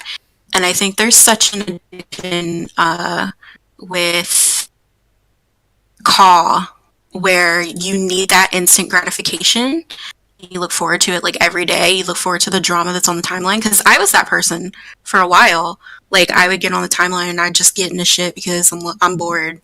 Like, and I get that, but also walking away and being away from social media and connecting with, kind of like just grounding yourself and connecting yourself with the world around you is much healthier than overconsumption of social media. I know I'm a very spiritual person. I listen and do all that tarot shit and witchcraft, all that. So I believe in taking time away from social media and kind of grounding yourself and listening to spirit and listening to what your body is telling you, what your mind is telling you. If your mind's saying like, hey girl, you need to take a fucking break, you're going ham, then you need to take a fucking break. So also don't be a dick about it when people walk up to you and they're like, hey man, I really think you should take a break, because it's not malicious, it's people looking out for you and your well-being. Stop being so goddamn sensitive is essentially what I have to say. Fair point. Does anybody have any additional questions, comments, concerns? I think you're doing great. Oh, thank you. That's what I have to say. Thanks. Kind of mid, to be honest. Dude. You can suck my dick. So Swift, I have another question for you. When are you planning another sim match for COH? Oh, that's a great question. I'm gonna tell you right now, WrestleCade, against Home. We are planning a massive 3 stages. Ooh! Go ahead. No, it's happening with us. It's happening. That's that we've already Nobody decided. wants to see a 3 stages. If I see another 3 stages of steel match, Well, See, but here's the thing Swift's about Swift's I'm never alive. been in one. Swift's never been in one, and I feel as if for someone who hasn't been in one, it's fair for it to be against me because I've been in one. I've two, no, just one. And there's a lot of history. And I've been in there, like 3. Yeah, And that's like one of the other Like- things I've wanted to do. Yeah. I've generally never been in one somehow. Like, I don't yeah. And like I So, feel like yeah. somehow like the stipulation has been tarnished the last few years due to certain situations, and this is something I am very passionate about, bringing back that feel, that presence around 3 stages of steel. Well, Like, tarnished because I was in it, I see. no, not I because see of it, you, dude. Connor. You're No, amazing. fuck You're you. great. No, Fuck I you, think we all mate. know what I'm talking about, but I just want to bring that back. I want to bring What are you back talking about? the I'm not gonna. Anyways, yeah, so I just want to bring back that stipulation to being super epic and bringing it out for the biggest matches. So hopefully this year at WrestleCade 9 in Canada, it's gonna be great. Me and Tone can do that. So that is the aim. well, cool. I think there should be more sim matches with COH, and I want to say right now that COH has broken that barrier between sim and EFED, and has done so for years and never gets enough credit for it, because we started having sim matches on the fucking show, and like they're better than some of the shit that like goes out there on like once a year when they do release matches or when people release matches, which, you know, I understand how much time, effort, work goes into it, whatever, but I think they've kind of, or COH has kind of blurred the line between sim and EFED, because you're not a sim or EFED company, you're just COH. You guys are in your own lane, which is what has kept you guys running for so long. You guys aren't opposed to trying new things anymore. That wasn't always the case, but yeah, I thought I would add that. There's a question for Lions about how you came up with the idea of COH, but that's something I would want to explore later down the line on your 10-year anniversary. But if you could give us a too long don't read version how did you come up with COH? Just like in a sentence. Well, another Fed shut down by Ron Von Pure, PCW, and we needed a place to go. I gambled on a Roxio capture card. That capture card sucked, so I branched out, got Elgato, and thus COH really took off. And the reason behind the name which is kind of saddening that we're talking about it this week, because hearing the news about Ring of Honor, it's legit because I was a Ring of Honor fan. I've been to multiple shows around that time, and I really wanted a place like Ring of Honor here because they really treat the wrestlers with so much respect, and everything mattered back then for Ring of Honor too. Not as much now, but yeah.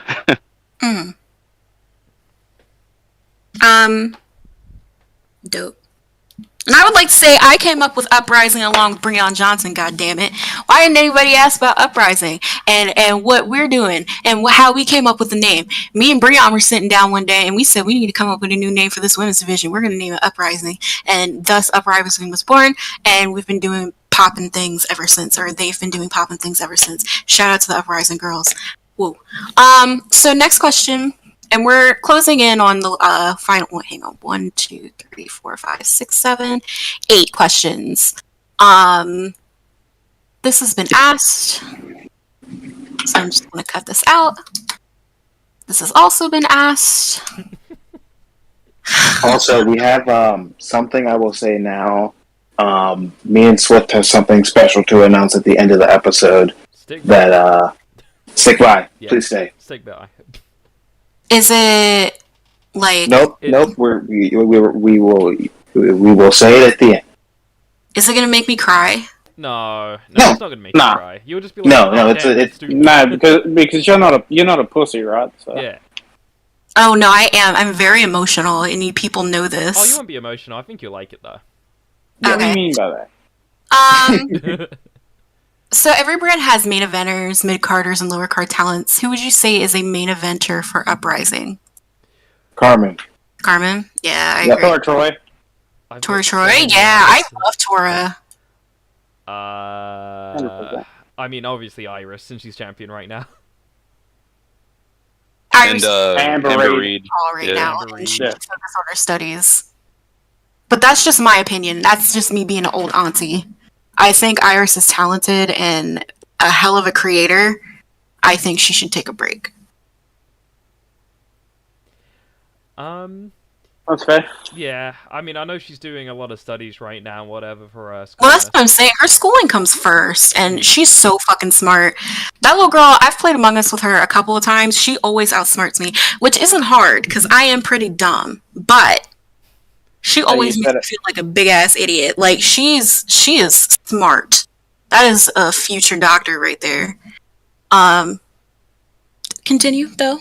Anybody else have opinions? I just want to send a special shout out to Carmen, because I know she's been mentioned a lot on this podcast. I didn't know the fact that she generally went back and watched like all of the COH episodes that she's made. Yes, like that is. She also watches every hard month. Like when she had like the time she tweeted something pretty fucking funny, and I'm gonna read it because it's Carmen and it deserves to be read. So, Carmen was tweeting about Hard Mic and said, and I quote, "The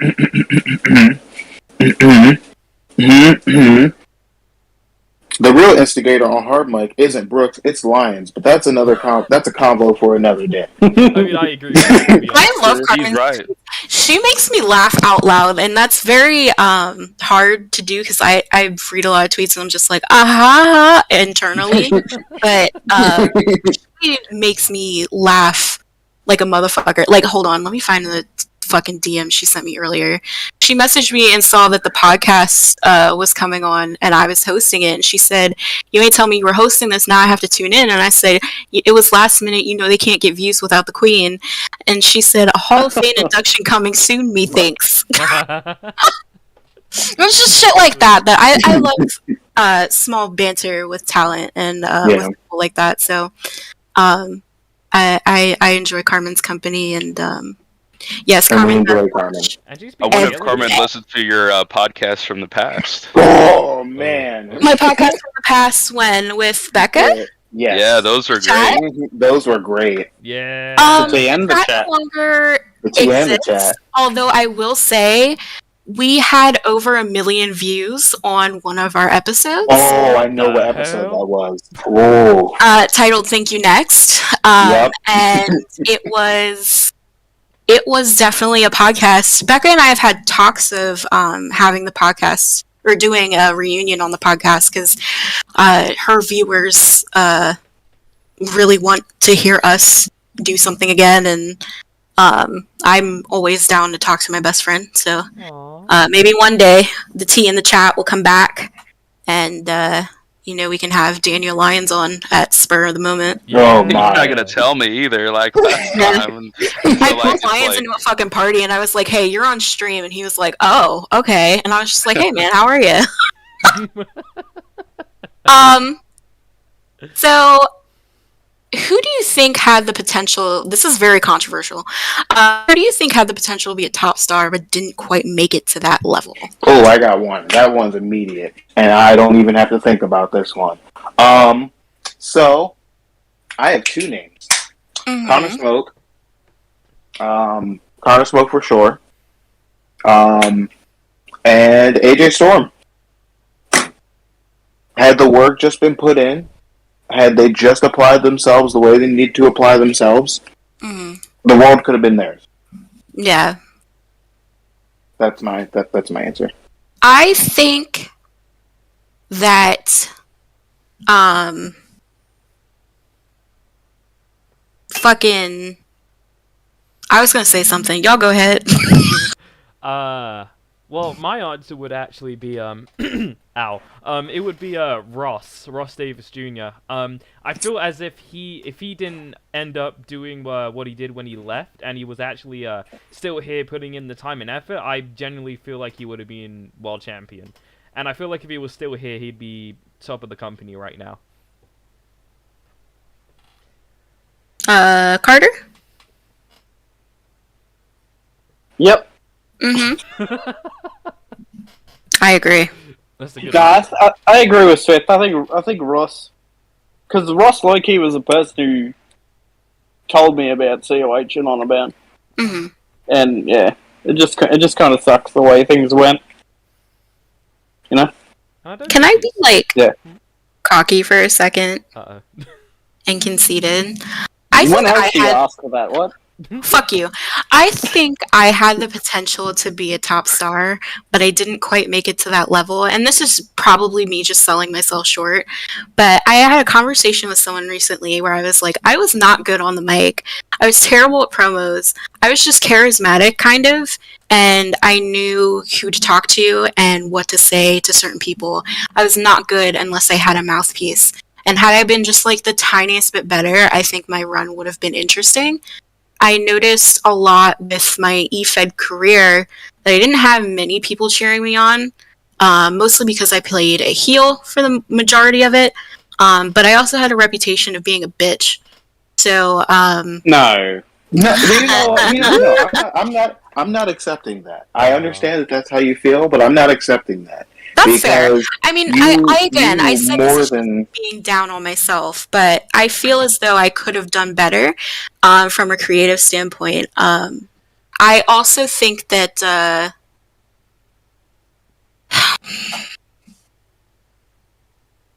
you go ahead, Tone. I'm I gonna was say gonna- this one. I Yes, Dave. don't feel as that that's fair to you, to the work that you've put in, because you are a top star. We still get questions every once in a while. Oh, hey, when's Ventura coming back? Oh, hey, when she's going to show up? Or, hey, this would be a perfect time for her to show up. Like, you left an imprint on this brand and on this show that is going to stick around for a very long time. And a lot of the work that you have done and will continue to do for us, even in the smallest of spaces, is going to leave an impact on the people we have here. So I you appreciate that. you more than enough played your part, and you are a top star, and you were one, and it's something that Lions wanted to do since day one. We had the big reveal where we were together on the stream. And My God, do you remember what he yes, wanted to fucking do? yes, he did. Yes, and we're not going to mention it because it would get him Data canceled. Line's a terrible person. So, I want to know but afterwards. It was also, an attitude like, era idea. Oh no. but also, like, on top of that, like, as we say, we're a family. When me and Lexi got engaged, and when I proposed to her, the first people I went to tell were Lions. Like, it means a lot. Like, all of this product means a lot, and everyone has done the work possible to get there. And I don't want anybody ever selling themselves short. Trying not to cry. Aww. I agree with everything you said, Tom, but one thing that scared me for certain was she was Aquarius, and it takes Aquarius to know another Aquarius. But she is very, very creative. Fucking nerves. You were literally the reason why I hate Aquarius men. Y'all are people. Y'all don't deserve anything. No rights. Zero rights. But knowing that she's also Aquarius is the reason why she's so talented, so there you go. Thank you. I disagree, but thank you. I appreciate that. I also think,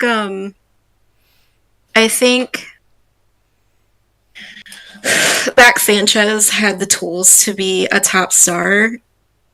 I think he had zero follow through.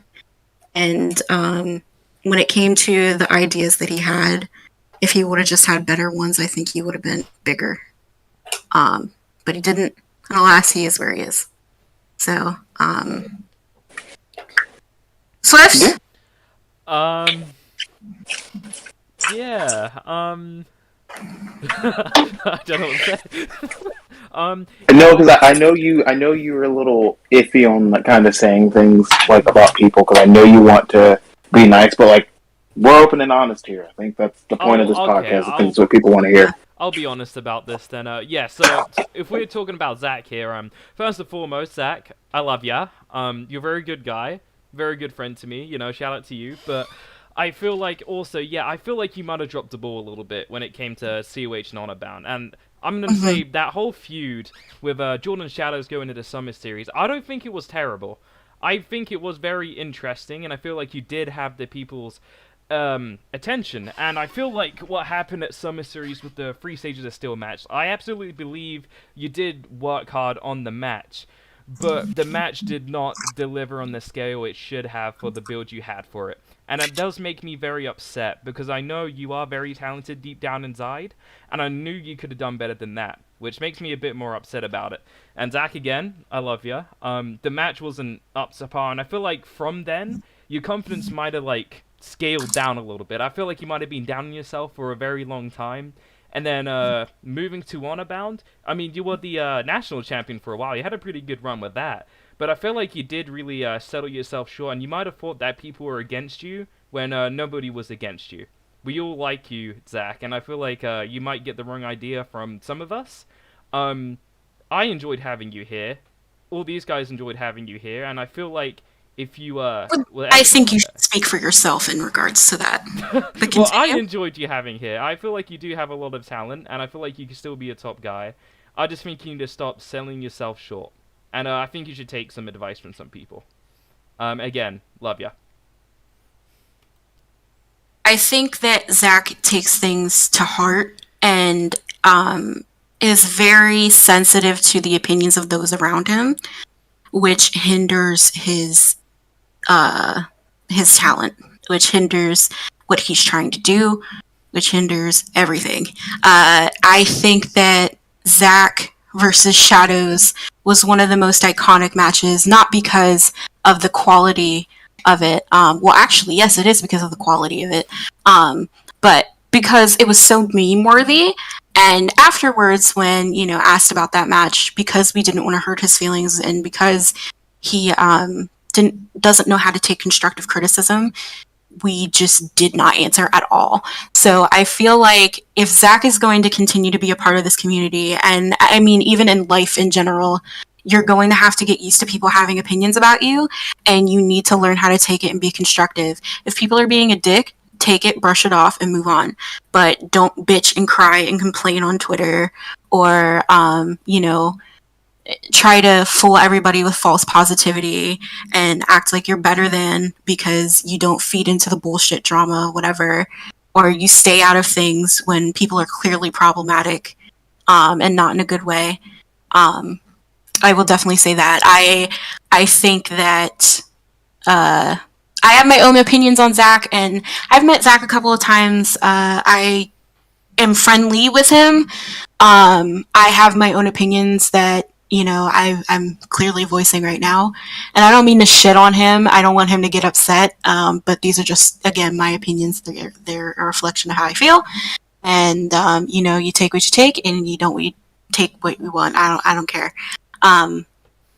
But I think him and definitely Nicole Hale too. I think she had the potential to be a top star and was a top star for a while, but she got boring and stale. I disagree with a lot of people when they say Zoe and Nay's storyline back in Honor Bound, the first run, was good.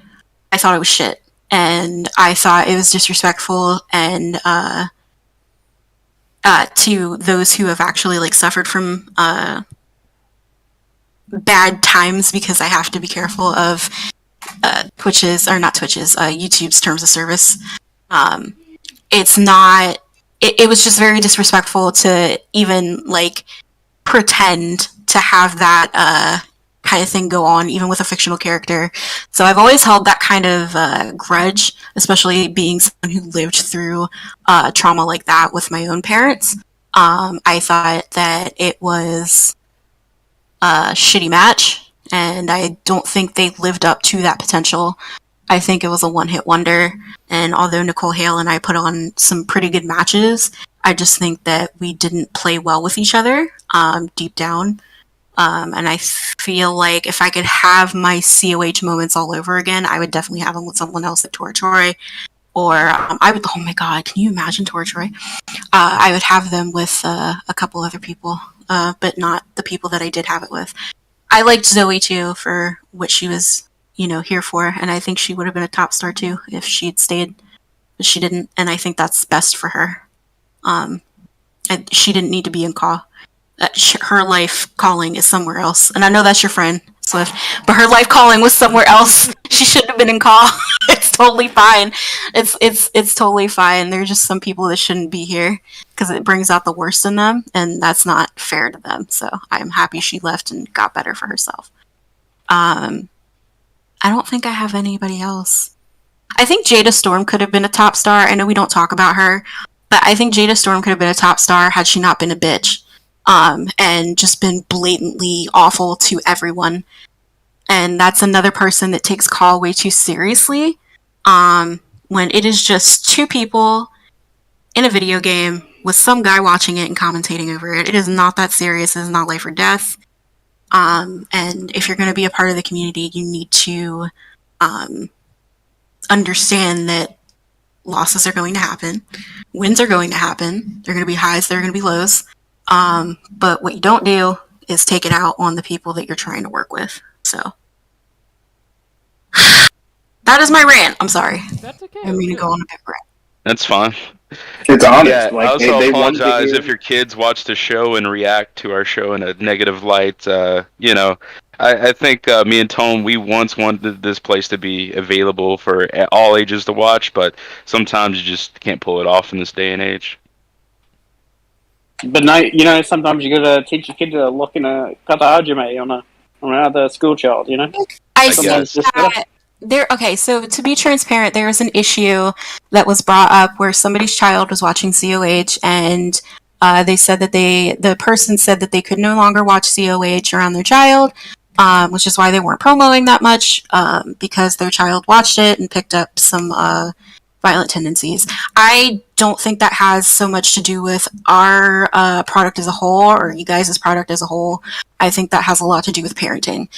When you let TV raise your kids are going to do what the fuck they see on TV. So, be a responsible parent, everyone. Take care of your kids. And far be it from me to judge a single mother or a single father or any parent, because you guys are doing something that I do not have the strength to do. However, when you let TV raise your kids are going to do some crazy shit. Anyone else? Yeah, I got pretty cool. I got my list. Okay. Although a lot of people are not going to know these names, but Tone probably would. Yeah. There's areas that I want to cover here. Okay, so just bear with me for a little bit. First name, Ryan Von Pure, and here's the reason for that. Is that not our pro? Yes, that's right. That's the one I went to the wedding. Project. I went to Okay. his wedding. Okay. Yeah, okay. yeah. Ryan had production that I did not have at the time, and Mhm. it looks, if he was, helping me out and even being on the show as a wrestler, it'd be nice for the time at the beginning. He was once on our show, but me and him bump heads way too much in a creative light, and it's just things are just not meant to be. But I would still respect it and would have had Ryan as long as he would have stayed. So personally, CC commentator was our direct competition. WGCW. These are the unsung heroes, in my personal opinion. CC commentator really generally cared about his community, and his community helped him just as much. And he was a commentator and a wrestler for his show WGCW every week, and I would have loved to work with that guy. That's one of my regrets of not being able to work with that guy, because he was a fan of our show. I was a fan of his for a short period of time, and he really wanted to get to know guys like Tone and Devlin, and didn't have to. Could have shitted on us because we shitted on him. We ended the beef. That was our only beef, really, with any other Fed, and he was a really good guy, very good guy, and dealt with a lot of racism too. He was one of the first black commentators we've ever seen in this community, and he got a guy banned for good reasons, and he's put up with a lot, man. And if he ever comes back, he'd definitely be welcome back for sure. Johnny Jaws. Now this one might be iffy because he's a bit of a fan of the Attitude Era. He's a shock jock sometimes. He had a radio station, whatever. But Jaws is one of the best. To me, he's like Paul Heyman. I would have loved to work with Jaws. He's one of the best commentators, and he would have been a great color commentator alongside me. And that's the old days. But let's cover some, I guess, recent times here. Jackson Jordan. I feel like when he was in Honor Bound, I felt like it was what the people wanted at the time, and both sides, and really, it was like one of the biggest moves in e-fetting history, and it ended way too soon. And we were talking about doing one thing again, but planets have to align, things have to be done. I'm lucky to have Jackson in this community as a friend, and if we never work together, that's fine. But I think one day it might happen. One day it just might happen if I stay long enough and he stays long enough for the ride. And I this have my own is, opinions about that. and I'm gonna get really emotional for a minute because this is kind of like I would regret not saying this, but Draven, and obviously we can't work with Draven because he's no longer with us. But he was great. He was a great guy, great family man. Those who don't know him, I wish you would have, because he was good to a lot of people. So I heard a lot of good things about him, and from the limited interactions I had with him, he was a very nice man. So may he rest in peace. Swift? Yeah, I didn't really know the guy that personally, but it is very sad. I heard very good things about him, and I, just rest in peace to that man. I don't really have much to say about that, but yeah. Do you have a list? List? Shoot. No, not at the moment. Well, you better hurry the fuck up, because we're nearing the end of this podcast. Skip me. I don't have anyone in mind. Okay. I have my own opinions about the fucking,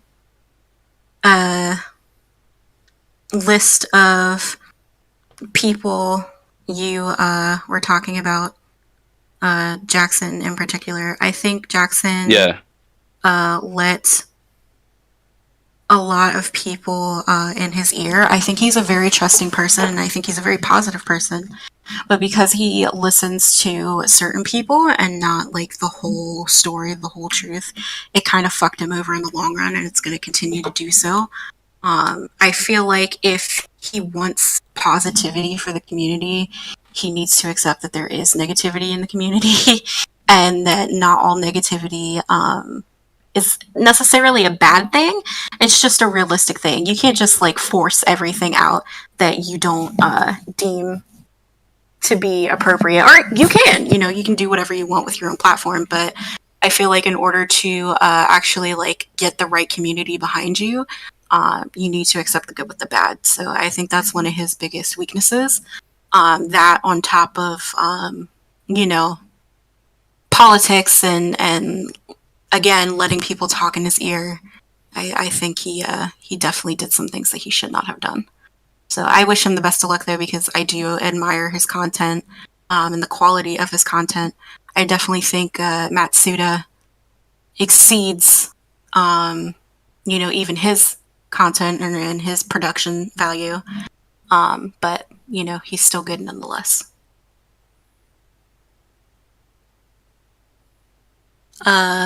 Okay. Awkward silence. Sorry. Yeah, I agree. I'm sorry. No, it's okay. So with this final question, this is the last one, as that, final means. Who do you think? Actually, no. We've already talked about that. If Lions was no longer owner, let's say something happened to Lions, he goes out, he finds the love of his life, and he decides to leave COH. Who would own COH and Honorbound? Oh. Swift. Wait, really? I That's think scary. it'd be the only. I think that'd be the only natural progression, and that would be the only way I would still work for the company if it went to him. Because I do not trust a lot of people with my call and with the stuff I like to create. And if, for whatever reason, positive or whatever, Lions decides to kind of hang it up and we have to pass something to someone else, Swift is the only person I think that it should and would go to, knowing that he would have the best interest in mind. So yeah. Carter, you have any thoughts? Yeah. Tone just answered it. Okay. Swift, do you have any thoughts? Well, thanks, guys. I don't know if I could carry that responsibility. That's a lot, but thank you. But if it wasn't me, I'd say You already carry so much responsibility, though, mate. That's the thing. But the streaming part too, I don't know about the streaming. I'm not a streamer, and I feel like my commentary would be awful. Like, Lions' commentary is unmatched. Really, we can never get you to shut up, so... Yeah. I mean, I guess fair, but yeah, for me, I'd say Tome. Because of his tenure, he knows how the company runs. He knows how to own a company. I know it might become stressful at some point, but I feel like Tone, again, would also have the best interest for COH and Honorbound, and I think he would be a fantastic owner and manager at his job, by the way. I think a combination of everybody in here, aside from Lions, would probably be best. And then bringing somebody on who can commentate as well as handle the pressure of streaming consistently week after week. Because as much as I love some of the other, streams out there and companies out there, nobody is as consistent with content as Lions is, aside from Bill. So, I don't trust anybody to do something consistently for 9 years like Lions has. And finally, Lions, since this is your show, and The Danny Lyons. yeah, the Danny Lyons, Do-Rag Lions. Danny What do you Lyons. Who Fucking would Baby run Lions, Goo COH? Goo Gaga. Yeah, who would run Welcome to COH the- and welcome to Honorbound? the Google. Jesus. Well, Swift, but he's going to need a lot of help, and I would put Bill and Tone in charge of that, of helping him get I comfortable. agree with that. I agree with that 100%. Maybe Matsuda for some extra stuff in production too, which he's doing, So that's the most valuable option right now. I really can't think of anybody else, and that's no disrespect to those who are streaming currently and think that they're good. And if I can give them advice, keep striving to be your best, because I was once a shit commentator. I really worked my way up to the top, and I still feel like I'm not there yet to this day. So there's still room for improvement. Hopefully there is somebody who comes out of the woodwork. Every 10 years we find somebody special in this community, and I feel like somebody special is here. We just don't know them yet. It took us a while to find Swift, took us a while to find Tone White in this community. It took, I was here, and Ryan was here, and CC commentary, as I mentioned earlier. It takes a while to find somebody special, but when you find somebody special, please tell them while they're still here that you respect and like their work, because sometimes we as commentators, we really don't know. We're hard on ourselves. We are very, very hard on ourselves, and that's how we see all these feds die, or in some cases make mistakes. I'm just gonna say mistakes. And sometimes you just kind of keep your dick there were pants people. sometimes. There were people who were there, man, and they made mistakes, man, and maybe they can rebound one day and change everything around, and there's still hope. But hopefully there is another Daniel Lyons out there, man, because I really want there to be a future for everybody here. That's for certain. Belly's on backs. Hell yeah. It's not just about me; it's about everything too. I will say this is the most articulate and calm that you've ever sounded on a COH podcast. You've not said anything that has embarrassed me thus far. And seeing as though we're ending the podcast very soon, I am very proud of you for that. I do want to say that this is a very good, I think this is one of the best podcasts that you guys have ever done. And I'm happy that it Couldn't have done it without you. Well, I know, but I'm happy that it's on the 9-year anniversary, ending the month of October. Well, Lexi, there might be another Daniel Lyons in the future, but I could say this for certain: there's not going to be another Isabella Ventura. As much as we want to find the next one, they won't be. So, thank you. I appreciate that. I love COH, and I'm very grateful for. Ooh, let me not get emotional. Let me not be a bitch. I am very grateful. Get emotional. Like this is what. I'm very grateful for the community that you guys have provided, and I wouldn't have my husband. I wouldn't have some of my best friends if it weren't for you.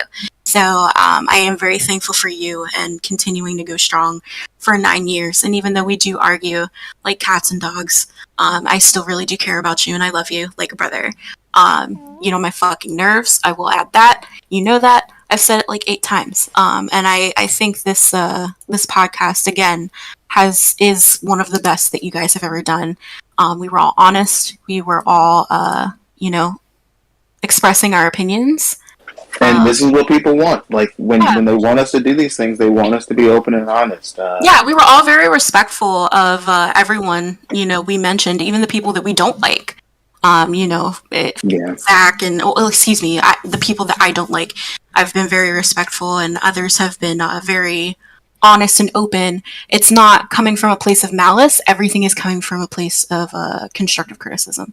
So, yes. Can I take the small amount of time? I did say earlier that we were going to announce something. Swifty, floor is yours. Okay, so, as we told you earlier, we do have something big to announce here at the end of the podcast, so, if you've been listening this entire time, thank you for the support, thank you for watching, but, right now, so, as you know, we have been here for 9 years, which is crazy. I don't know how we've been here for 9 years, but, I mean, lines, I guess, but yeah. So we've been here for 9 years, we've done a lot of things, there's been a lot of history, a lot of people that come and go, and there's been a lot of great people that have really helped COH become what it is today, and I'm very proud to be a part of this company, and I'm very proud to have this prestigious honor to announce that at WrestleCade 9 next year, 2022, we are finally, and I mean finally, gonna have a Hall of Fame for COH, and that makes me so hyped. We're gonna celebrate some of the best people to ever step foot in COH, and actually, we do have a surprise, because we're only going to have one inductee a year, to keep it, pretty chill. And, this year, we have an inductee, and we're going to announce it right now, so, Tone, if you want to, introduce the inductee. I will. This person is a legend. They have been here for a long time. They knew exactly what the company needed, and they provided it at the time. Lexi. Oh, I fucking You hate will be, people. you will I be the first fucking hate you inductee. people. You will be the first inductee into the COH Hall of Fame. Coming from a completely biased place because I am married to you. I love you. You're the best thing to happen to me, and completely biased again, the best thing to happen to this company. And I don't think it could go to anyone else but you. Anyone else have anything to say? She inspired a whole division. There's nobody else that has done what she did for the women's division for sure. Uprising women's division, both divisions succeeded under her watch. I mean, there was a lot of challenges of me booking the women's division, and Isabella Ventura made everything better in a week, let alone a day. I mean, there's just so many people who are not around anymore, and she is the constant here. Without her, where would it be? Especially Uprising. Uprising would be what today? Nowhere. So you deserve it for sure. Aww. I fucking hate you people. I asked you if this was gonna make me cry. Oh, I hate you. So full transparency, I messaged Ryad earlier today, and I said I think we need to pull the trigger, and I think I knew who the first person is, and he said who, and I said you, and if we take the fact out that I met you through this community, and we are now married, and have our lives that we're working on. The fact that you willingly came into COH management and essentially ruffled feathers to change what you thought was wrong with the company, actively changed it, and now we are better off for it. And plus the fact that your honesty is the reason that, we love you, and you have done nothing but be your best self for us, and you decided to pack it up and go when you felt was right. You didn't overstay your welcome.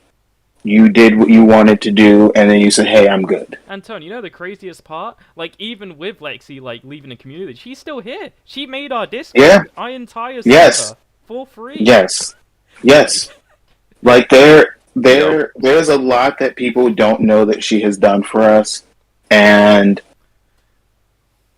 it is a fantastic way to do things, and I think the way to cap off this 9 years is to celebrate someone who has done what they have done for us, and that's you. Well,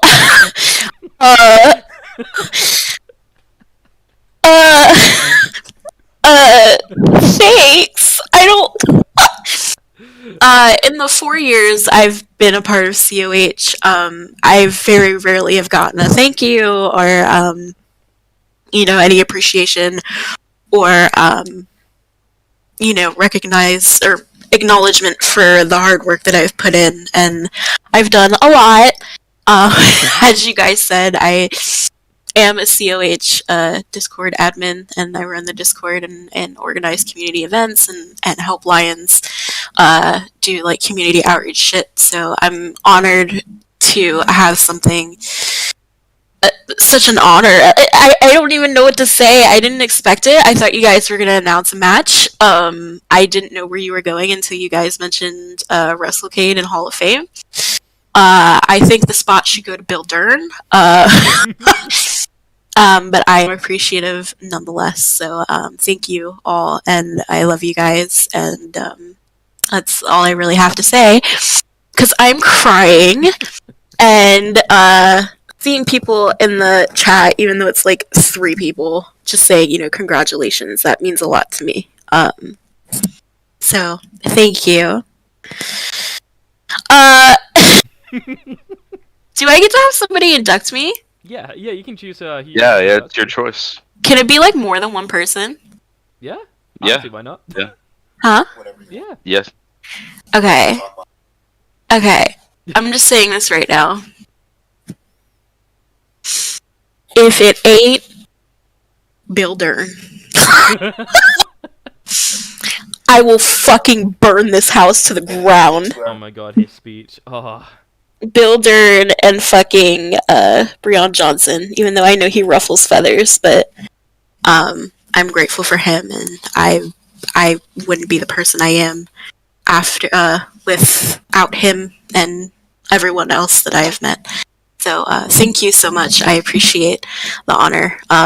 So Of course. Jesus and Christ. Thank you for hosting the podcast today. It was very nice of you to come out and do this. No problem. I knew you guys couldn't do it. I'm gonna be honest with you, and You're right. the only person that could do it is Swift, and you're kind of all over the place. So I kind of wanted it to be cohesive and put together. That is why I'm here as community outreach captain. Let's go ahead and end the show with ammo ad. Do you know cats sleep 16 to 18 hours per day, but they always stay up in time to watch ammo wrestling? Ammo wrestling. Let's run Ammo that ad. wrestling. I'm gonna reclaim all of this. Take it back with all my fist. So many years passed by while I was stuck in limbo. I'm so sticky, living life in the past tense. It's time to get back on and turn down everything stopping me now.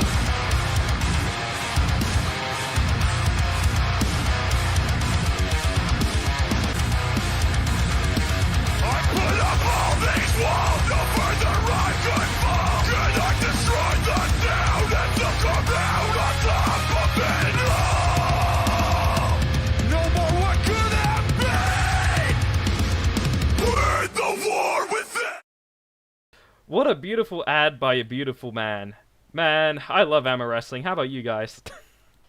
I love ammo wrestling. My dog watches ammo wrestling too, not just cats. You know. You have a dog? Yeah.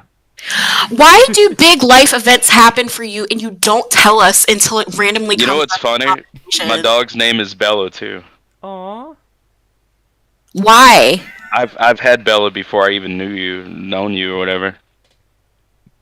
It was just awkward. It would have been an awkward conversation. How would it have been awkward to tell me your dog's name is Bella? I don't know, because I didn't tell you at the beginning. You're so fucking weird.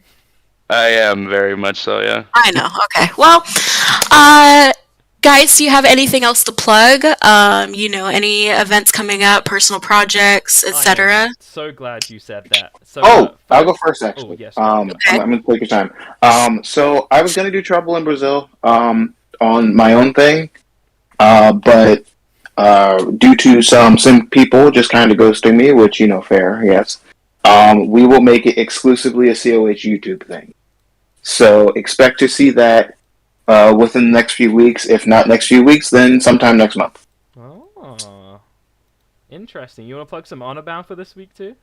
Oh, of course. Yes, Honor Bound, the North American / World Heavyweight Championship tournament starts next Friday. Oh. And the first match, I will give you all the first match for free. Yeah. Mike Rummy will face Daniel Lyons. Oh shit! Go is going down for real. Yes. So look forward to that. It's going to be a fun time. I'm very excited. I will reveal the rest of the bracket at a later date, hopefully before next Friday if I don't get too busy.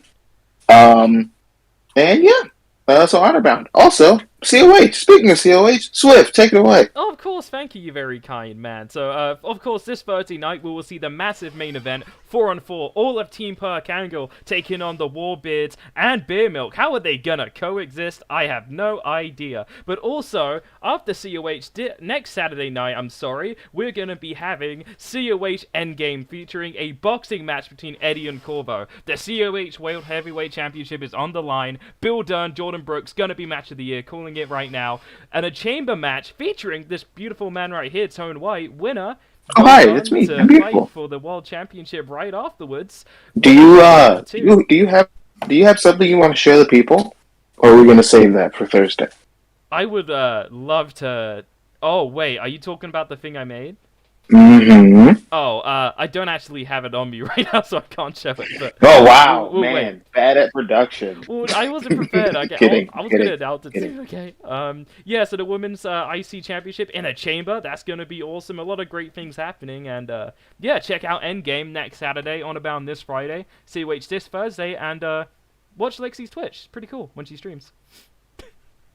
That's right. I very rarely stream. I guess it's my turn to plug. I've been doing a lot of art, as I said earlier. I'm taking a mini break, but I do draw and make attires. I'm really good with women's attires, and in textures and stuff and makeup and whatnot. So, if you need anything and you're willing to shell out some jingles, some change, some feta, some guap, at Nintendo _ because my first account got banned. My pussy was too bomb, I guess, for Twitter. So I have my smaller Twitter now. If you need to get at me for all your commission needs, hit me up. My prices are on the low, and I think I do a pretty good job. I also draw on stream sometimes, so definitely follow me, twitch.tv/Nintendo. 2Ds, 2Es. And shout out to my friends Bitter and Trash, whose birthdays are today. Oh, And they're having a birthday. Halloween themed party. And shout out to my mom, Kimmy, my Discord mom, Kimmy. And, shout out to Brooks, and Team Park Angle, and Ammo Wrestling. And I think that's That's a all I good got. way to send it. Damn, you're not even gonna fucking shout out Dave. What a coward! Let me tell you Absolute something. I share a coward. last name with that man. I'm You married didn't to that even man. shout him out. I am Disgusting. married to Come that on, man. Also Dude. shout out, Don't even also fucking shout start. out to Big Dick Come on. Deluxe Dave Henderson. Yeah, where were Hell you yeah! when we were getting married? As I like to call him, the throat goat, Dave Henderson. Oh no! What? Sir. Oh my god. We love you, Dave. And I would also like Dave to walk me out for the Hall of Fame because I can't imagine my life without David. Aww. So I'm a David stan. Dave. Oh, Bill's fucking message and VC needed. Okay, so if that is it, I want to wrap this up. Congratulations, Lance, for 9 years. We will be back here in a year for the 10-year anniversary, and hopefully we can get some testimonials to how your reign of terror over 10 years has impacted other people's lives. Thank you for everything that you do. And Congratulations to you, Lexi. thank you. It's not about me. It's about Lions being here for 9 years. I might be here for another 9. Who knows? Let's just worry about Let's you hope right to now. God Just you visit get the Hall of outside and Fame. touch some grass before then. Please do not be in call for 9 more I years. can't- Grass this shit up. Yeah, I would have touched grass, but I had to do this 2-hour podcast. Oh my god. But yes, thank everyone for watching and staying tuned. A lot of people ask for us to be unfiltered and honest, and we were that. You want In a more very transparency constructive from and me? respectful way. And if Yes. you have an issue, please take it up with your mothers. That's all I have to say. Yes, because buy a ticket, touch grass, get a clue. Like it's you want us to be honest, we're being honest. You have a problem? Take it up with your mammy because I didn't give birth to you. So And also, have a on good that night, note, and even better check out tomorrow. the Yeah. Emilio show on Hulu. It's very good. Why do you do that? Nobody watches that shit. God damn it. I Okay. swear he's getting paid at this point. He said I the swear. D'Amelio show on Hulu. Do you actually watch that? Yes, it's an amazing show. I don't like them. What about Roast to the Top? Roast to the Top is very good on TNT every Wednesday. No, Roast we're to not the Top watching is that. actually really good. No, we're not It watching is. that because I it did hate makes the me first hate. episode. Shout out It to makes me- Sandra. It makes me hate that family even more. So Yeah, more so anyways, disturbing. so wrap the podcast up. We appreciate you watching. Make sure you go back and do all the YouTubey things. I see we lost a couple likes with the podcast, but we don't really care. I hope you have a wonderful weekend. Happy Halloween, everyone. Thanks for 9 years of COH. Here's to another 5 more at least. About